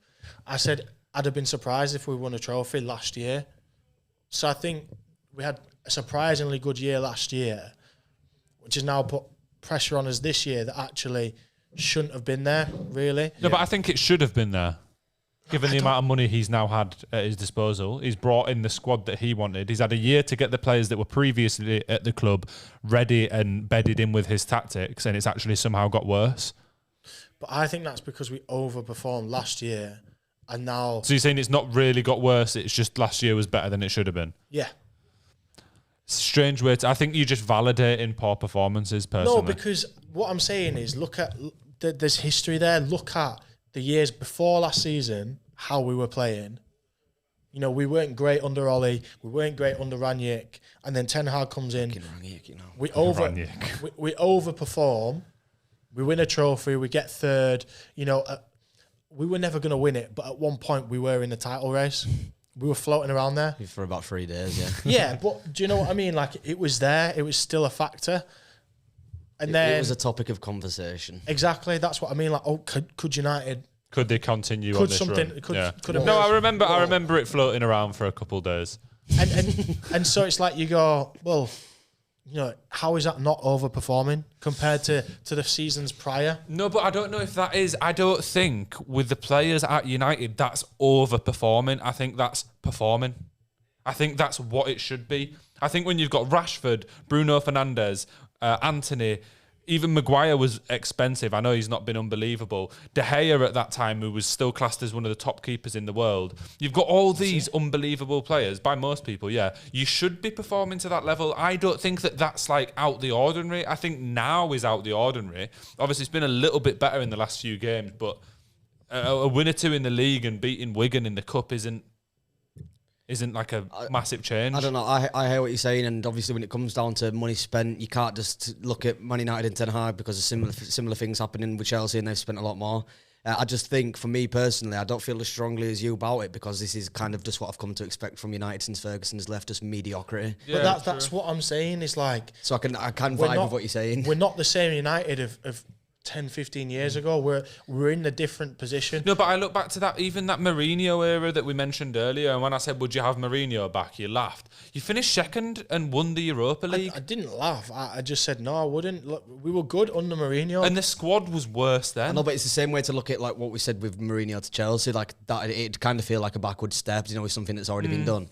So I understand what you're saying, like he wouldn't do much worse and potentially might do better, but in the grand scheme, it is kind of a step back or a step forward. When you say that Ten Hag overperformed, what is the overperformance based on? Because only a couple of years before, Mourinho was winning the European Cup and coming second in the league with a worse team in which he was able to spend less money. There's one step that you've kind of missed, and that's the step of having Ollie and Rangnick in, because then it's a massive change in the actual squad itself. And there's a bit of a gap in between. You know more about this than me. Didn't Ollie get to a Champions League quarter final and also finish in the top four? He did all right. He got to the Europa League final. He got to a couple cup a couple semi-finals, wasn't it, with him? He wasn't as bad as I think a lot of people say, but I think it was just that, like. And he had, what was that guy? Gallo up top for a little bit. The smash it in. Doing a Gallo. Shout out. I liked him. Yeah, I thought we should have signed him, but anyway. It was a nice little backup striker. But yeah, Ollie was. It just the wheels fell off on Ollie in that last season where it just capitulated and it all fell apart. Lost the fans, really. Yeah. And it was just one of those where it just fell apart for him. But he was never. I don't know. It's just we've been in this kind of era where we've given managers 2 years. And then if they've not won the league in 2 years, they're gone. And I just think that regardless of money spent, like everybody takes a piss out of us, and rightfully so, because yes, we're spending 250 million, but are the players that we're signing worth 250 million? Well, no, clearly not. But then you know, you just kind of gave a list of players that we've got, and you put Anthony in there. Nobody in their right mind would think Anthony is worth the money that we paid for him. Other than your manager who wanted him and would have greenlit the transfer knowing how much he cost. But like I said earlier, he wanted him from the get-go. Whether he's a good enough player or not, that's different. But go on. He didn't. Oh, what the? He didn't ask for the price to be paid. He didn't say, "Yep, go out and pay that much money." We paid that much money because we got him the last week of the transfer window, and everybody knows when you make a signing in that period, you're going to be paying an extra 20 million than really you should have been. I think personally I mean, we signed Casemiro for 70 mil. He was great for his last season. He's missed a lot of this season because of injury. That's a ridiculous transfer fee for someone. Yeah. Like And you'd expect that to continue happening as well. And now I wouldn't with. No, I mean, as in Casemiro been injured. Yeah, rubbish. I mean, it's linked quite heavily that he'll get sold to Saudi, either this month or in the summer. I just think, and this is my overall opinion on the situation at United in terms of managers. I think Manchester United fans are desperate for a long-term manager, are desperate for this project that works and all comes together. And, you know, like you've seen it at other clubs with Arteta, it's kind of happened at Arsenal, Poch at Tottenham back in the day. But I don't think Ten Hag is the one that's going to bring that to fruition. I think you're going to stick him out for ages and it's just going to stay mediocre. And I think he'll probably even bring in more subpar players, which is going to mean in the long run, whoever comes in after him is going to be left with all his boys that are literally shit. But I disagree, because I think under this new ownership structure where Ineos are taking over all footballing operations, that means the Glazers have absolutely no say. So if Sir Jim wanted to go out and spend 250 million on Mbappe, regardless of how the Glazers felt, they have no say, they have no authority over that. The Ineos can go and spend whatever money on whoever they want. They could go and spend 500 million on Dominic Solanke if they wanted to. As a crazy example, do you know what I mean? But they're now running that side of the club. So I think that's going to see a big change in our transfer activity. I think you're going to see a less of Ten Hag's players being brought in, old boys being brought in for the prices. Maybe he'll get the odd, Amrabat or something like that for 20 million if the price is right. But actually, they're going to turn around and say, no, mate, we're not, or they're going to go out and get these players at the start of the window when they can pay 40 million less. instead of having it boosted Instead of up. it being inflated. Do you know, I think we're going to see a change in how it operates. Do you know what I mean? I think we're going to, and I know everyone kind of says, Ten Hag just signs the players that played for him, his boys, this, that, and the other. But he's also not like he's wanted De Ligt since he's come in, not got him. He wanted De Jong since he came in, he hasn't got him. So the two kind of big name players that he's managed before that he wanted, he's not got. Yeah, but surely as a manager, you don't then go, all right, yeah, just whack out money on Anthony. Oh, yeah, just... Like, to be fair, Onana has turned out rubbish, but I guess given what he did in the Champions League... I mean, it's a little bit too early to say he's a complete flop, but so far he's not been good. It can be weird with keepers. Like, he's not been good. He's stank up the Champions League, but actually his performances in the league have been all right. Oh, He kept a few clean sheets, don't get me wrong. He's kept a good few clean sheets. His save percentage is actually but it's top 3, top 4 in the league. I think it's a start of like errors directly leading to goals that is top of. Which is at the end of the day with a goalkeeper, it can be weird because you look at De Gea's like first year or two at Manchester United, he was a frail. I know I got that problem, but he was a work in progress. And I think Onana, obviously after that Champions League final performance, or even how he was before, there's a keeper in there, but you've kind of just with goalkeepers it's weird. You kind of just got to settle in. I think I'm not going to discredit him as a keeper, but he's not going. Yeah, well. I'm not saying he's going to be awful forever. The thing with Onana as well, and everybody when we signed him said it. Even I said it myself. He is going to drop clangers. He is going to have moments where he's not great because as a shot stopper, he's good to all right. He's not great. He's more of a player, isn't he? Oh, what a goal! Wow, that is actually so. Jota just scored a goal where he miskicked the ball. You heard the Bournemouth fans cheer, and then he just slotted it in bottom corner straight away. It's like Simon said the other week on the podcast that Jota's probably the most clinical finisher that they've got, and you've seen both goals that he scored have been really well taken. Yeah, realistically, Jota needs to be starting every game, especially while Salah's gone. But given what we've seen this game, he should really be starting up top ahead of Núñez, shouldn't he? He's clinical, man. Núñez, the stat popped up on the screen earlier that he's got a season high of 18 big chances missed so far in the season, and we're only just over halfway through the year. It's quite impressive. Impressively shit. Look at this though. He miskicks it when it comes back in, Jota here, and then manages to look. Boom! The fans cheered. Bang. That Shocking is awful. defending, actually. Awful defending. Statues.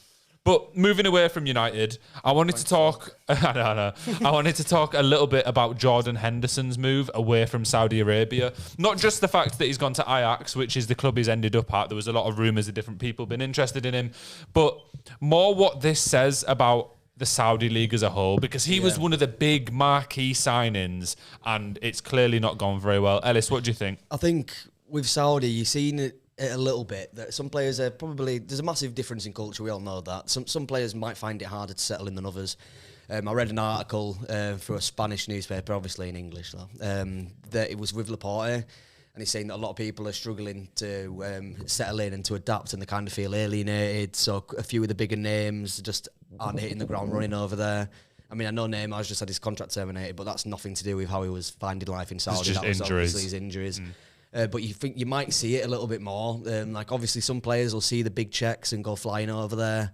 But then you've got like an average attendance of like 8,500 a game, and to go from playing in front of 20 odd thousand fans every single game, going over to that, you just, when you're a footballer, you feed off crowds, you feed off the energy that it gives off, and you feel like you're part of something. And I think over there they're trying to build something. Don't get me wrong, but it doesn't sit right with me, to be completely honest with you. It's forced, and it's just all money orientated. It doesn't sit right with me either. And I think what you said there about the numbers in terms of people actually attending the games, it's actually wild how low it is. I got a stat on this.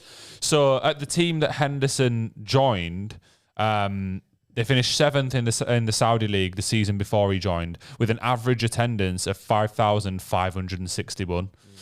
This season, their first game attracted 13.9 thousand people, but that was against Ronaldo's team.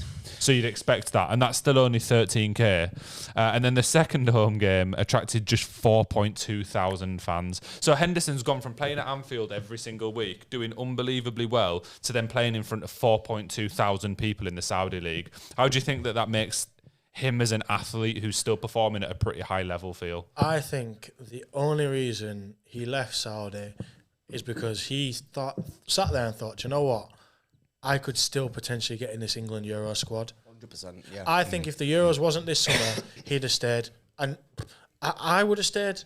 Mate, for the money that they're paying, they'd have had to fucking drag me out of Towards there. the end of his career as well, do you know what I mean? He's won everything there is to win at Liverpool.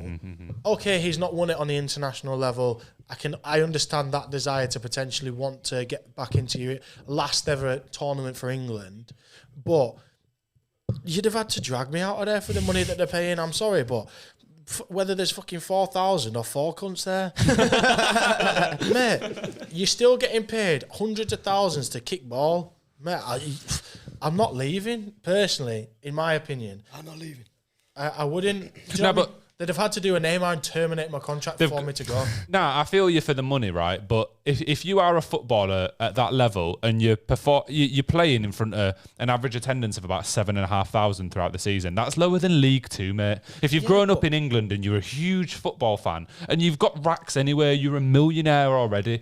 Like, do you not think that part of you would think, I don't want to waste my life just in the name of money? Yeah, but you're not. The thing is, though, what you've got to think, right, is so he's at Liverpool. He's made money to make himself and probably his kids very well off. He's gone to Saudi. If he'd have stuck it out for 2 or 3 years, bear in mind he's won everything. He's done it all on the club level. He's captained Liverpool to the Champions League, to the Premier League. He's won FA Cups. He's won Carabao Cups. He's won the Club World Cup. He's done it all, ticked every box. Done, finished. He can now go out there 2-3 years, set up his grandkids, his great grandkids. He can set his family up, the Henderson family, for the next 3-4 generations, just from being there for 2 or 3 years.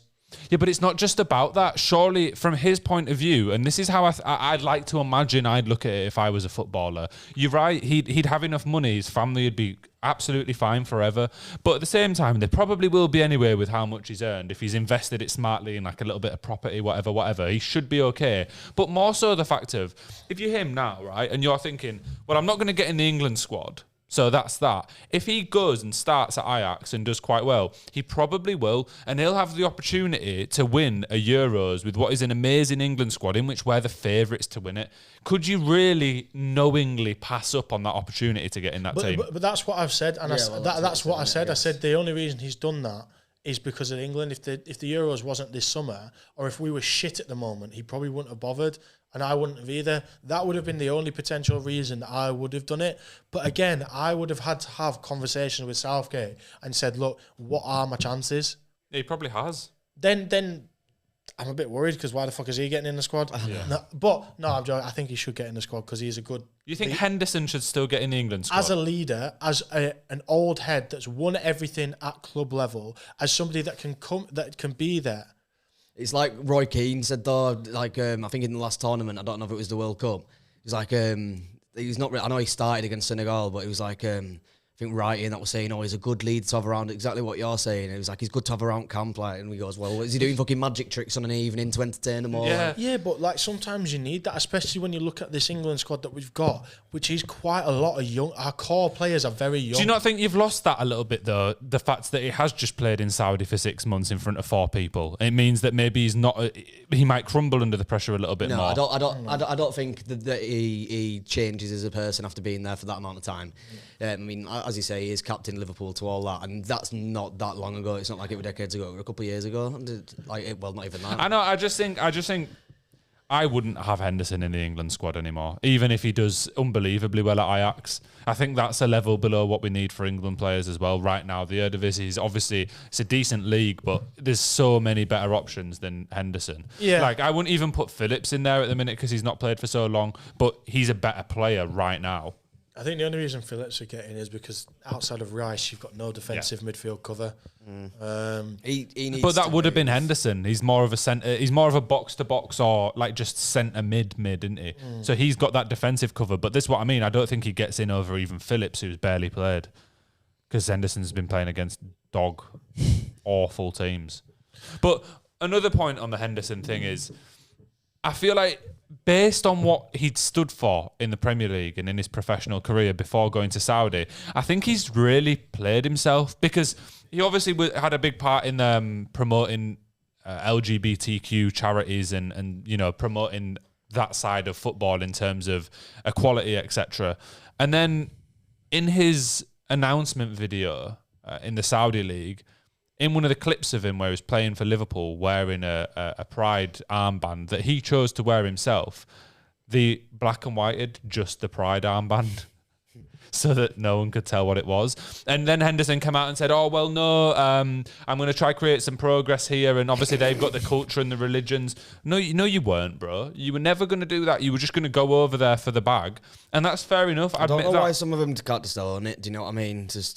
Everybody knows, and I think that you just make yourself look like more of a twat saying these aren't the reasons that you're going and that you're unaware of this kind of stuff, or you're going to try progress a whole country and its ideology. Like, just own it, and people have a lot more respect for you if you just say, well, they're paying well, I'm coming towards the back end of my career, and it looked like a good opportunity in an up-and-coming growing league that a lot of big players are going to. Not even that. I think if he'd have had a press conference and said, look, I've won everything there is to win at Liverpool, I'm 30 odd, I'm at the back end of my career, they've offered me fucking 600 grand a week, I'm taking it, it is what it is. People had gone, do you know what, mate? Fucking fair play. Because if anybody else was in that situation, they'd have gone, yeah, I'd do the exact same thing. But this is what I mean. I wouldn't even pretend that it's, oh yeah, well, I'm going to progress I'd just admit that I'm going back on my morals. Yeah. I'd just be like, well, yeah, I probably, some of the things I've said in the past, this country obviously doesn't agree with, but I'm getting paid 600 racks a week, so. See, I'm here for football, not politics. Yeah. And I think that's such a big thing. I mean, it's brilliant for recognition. We need to talk about these kind of things, but at the end of the day, he's doing a job. If you get offered somewhere, like, say, fucking...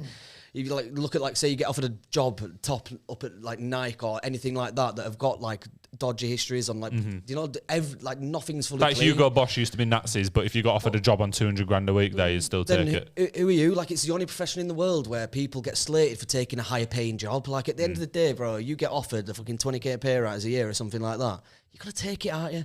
And at the end of the day, they're human. So, I mean, it's bad what goes on over there. We've discussed it multiple times over different podcasts. We know what goes on over there. But he's there to play football. He's not there to be a politician. Bournemouth missing a one-on-one there. Yeah, Oh, yeah, I seen that as well, and actually. another part of the Henderson saga is the fact that also because he went there and they were doing something in terms of offsetting taxes, it means he's not actually earned any money for the whole time he was there. So he went back on his morals, left Liverpool, who were actually willing to keep him for another season. Admittedly, he wouldn't have been starting anywhere. Joined the amazing project in Saudi Arabia, lost a lot of his fans, and got paid nothing and went to Ajax. It's wild. I just wouldn't have left. I would not have left. It's absolutely mental. And yeah, I hope he doesn't get in the England squad either because he's certainly not good enough anymore. Yeah, but He's getting linked to Chelsea, Arsenal, all kind of on this point.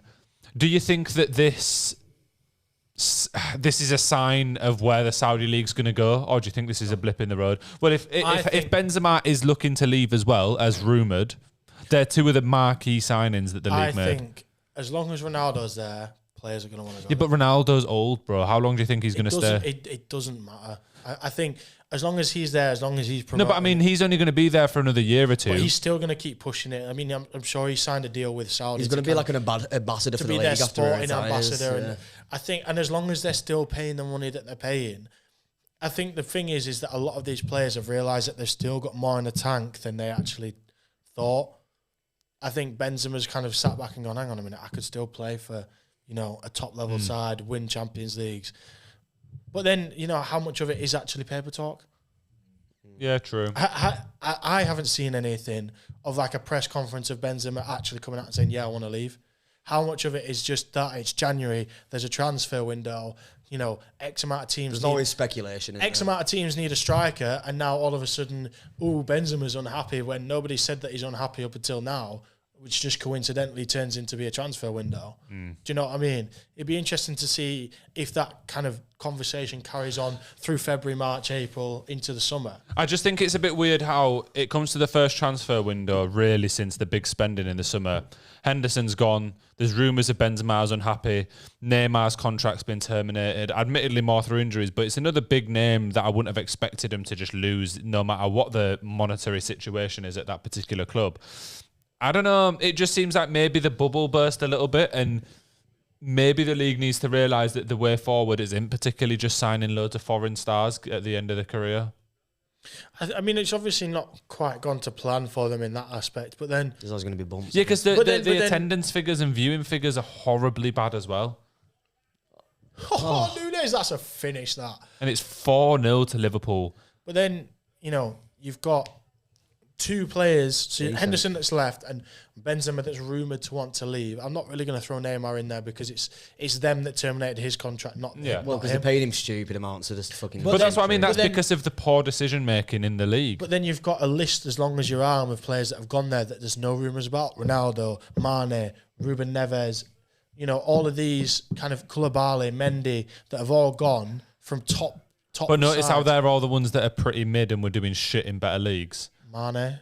Mane was still... Ruben Neves was flying. Yeah, but I was more thinking Koulibaly, Mendy. Yeah, but do you know what I mean? Like, there's still a lot of players that have gone over there that are marquee signings. That there's no... I mean, obviously there was links of Neves being loaned to Newcastle, but I think that was more because of the Tonali thing than actually Neves wanting out. So, yes, there's, two players that have wanted out or potentially wanted out, but there's a shitload of players. I mean, fucking Lingard went over there. He was gagging to play out there. Do you know what I mean? There's still players... Lingard's fucking shit, man. There's still players that want to go out there, and I guarantee you in this summer, there'll still be another 5 to 10 players that go out. It wouldn't shock me if Casemiro and Varane went out there this summer. You're praying they go out there this summer. But no, do you know what I mean? No, it wouldn't shock me if they went out there. It wouldn't shock me if Salah went out there this summer. It wouldn't shock me if, a lot of these other players that are getting towards the end of their career but still have quite a big name, fly out there to play out in Saudi.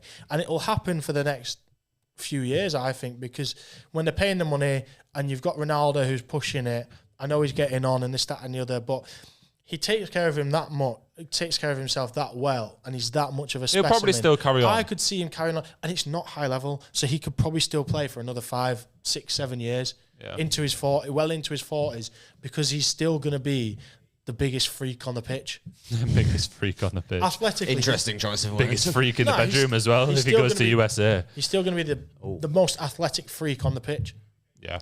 You know, and Messi has the same influence. You look at who Inter Miami are signing now. They've got Busquets, Suarez, Alba. Getting the band back together, man. Coutinho's going there, all because Messi went there. None of them would have gone there before.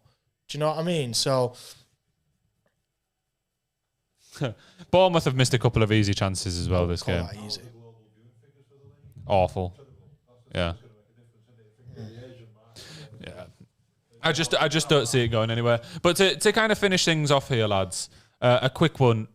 Arsenal won 5-0 yesterday against Crystal Palace. Right. Liverpool are winning 4-0 against Bournemouth. It's probably going to end 4-0.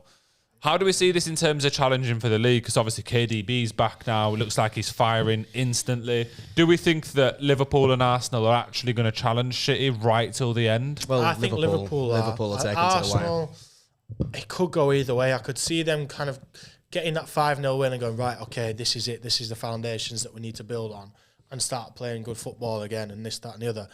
But I think Liverpool have just been annoyingly good this year. And they've got the experience to back it as well, really, in terms of they know what it takes to take City to the wire. But I still inevitably think Man City are going to win. But I think I did say in his mid-season catch-up that I do think that it'll be Liverpool second that do take them right to the end, pretty much. Not like last year when Arsenal ended up getting beat by City and then that was it. City just peeled off. I do think it'll go down to the last game or two. But I do think City will win it. I agree. Personally. I think City will win it in the end. But it is really, I'm really happy actually to see both of these teams winning by quite big margins and in a convincing manner. Because I want it to be entertaining. Do you know what I mean? I want it to be a good finish. I don't know. It gets boring if you know what team's going to win it for past couple of City weeks. just battering everyone all the time. Josh, as a United fan, would you rather Liverpool or Manchester City win the league? City. City. Yeah. Easy choice. Yeah. You're just used to it now. Not even that I'm used to it. Like, they're our City rivals, but like, I still think Liverpool's a bigger rivalry for me personally. No, it is. And historically, it has been. Obviously, Manchester City only gained fans in the last 10 years. Prior to that, it's just weird. Like, and it might be because I don't really have any City friends that are fans. Yeah, I was going to say maybe my comment there. Man City were getting good attendances in the Championship at one point. So I actually just don't care about City. Do you know what I mean? Like, if City win it, or the only time only time I care about it is when they beat us in the FA Cup final, and that's because they beat us in the final. Yeah. If it was City Liverpool in the final, I'd have probably gone, yeah, if City win it, I'd rather that. Yeah, fair. I think it's right what Ellis said. You don't have anyone that's taking the piss out you for City winning it. Yeah, there you go. In another 10 years, it'll be different. Yeah, the only time that I really didn't want them to win anything was obviously the last Champions League, because I didn't really want them doing the treble. Yeah, of course. Well, I mean, I don't think any of you did. So, I mean, it makes sense. But yeah. But boys, it's about the end of the show. Are you two excited for Blackpool next week? Yeah, it's going to be a fucking right day. I am worried about what you two are going to get up to in Blackpool. You might not see me again for a while. yeah. If they don't come back on the show, you know why. It's game over. Yeah. The spoons in Blackpool is actually pretty good. There's a huge spoons there. It's massive, man. You should go to the water park, have like 10 beers and then go to the water park. It's actually jokes. Jeez, there'll just be a trail of yellow following me. Mate, the water park is funny. Water park? Yeah, in January. Sounds like a great shout, mate. It's indoors, isn't it? I don't know, what was the need for that reaction? You lot are going to be there doing penny slots. You could have been going down water slides. No, I'm going to win a fortune on penny slots, mate. Yeah, good luck. But yeah, thanks for watching. Yeah. Peace. Good night. Happy days.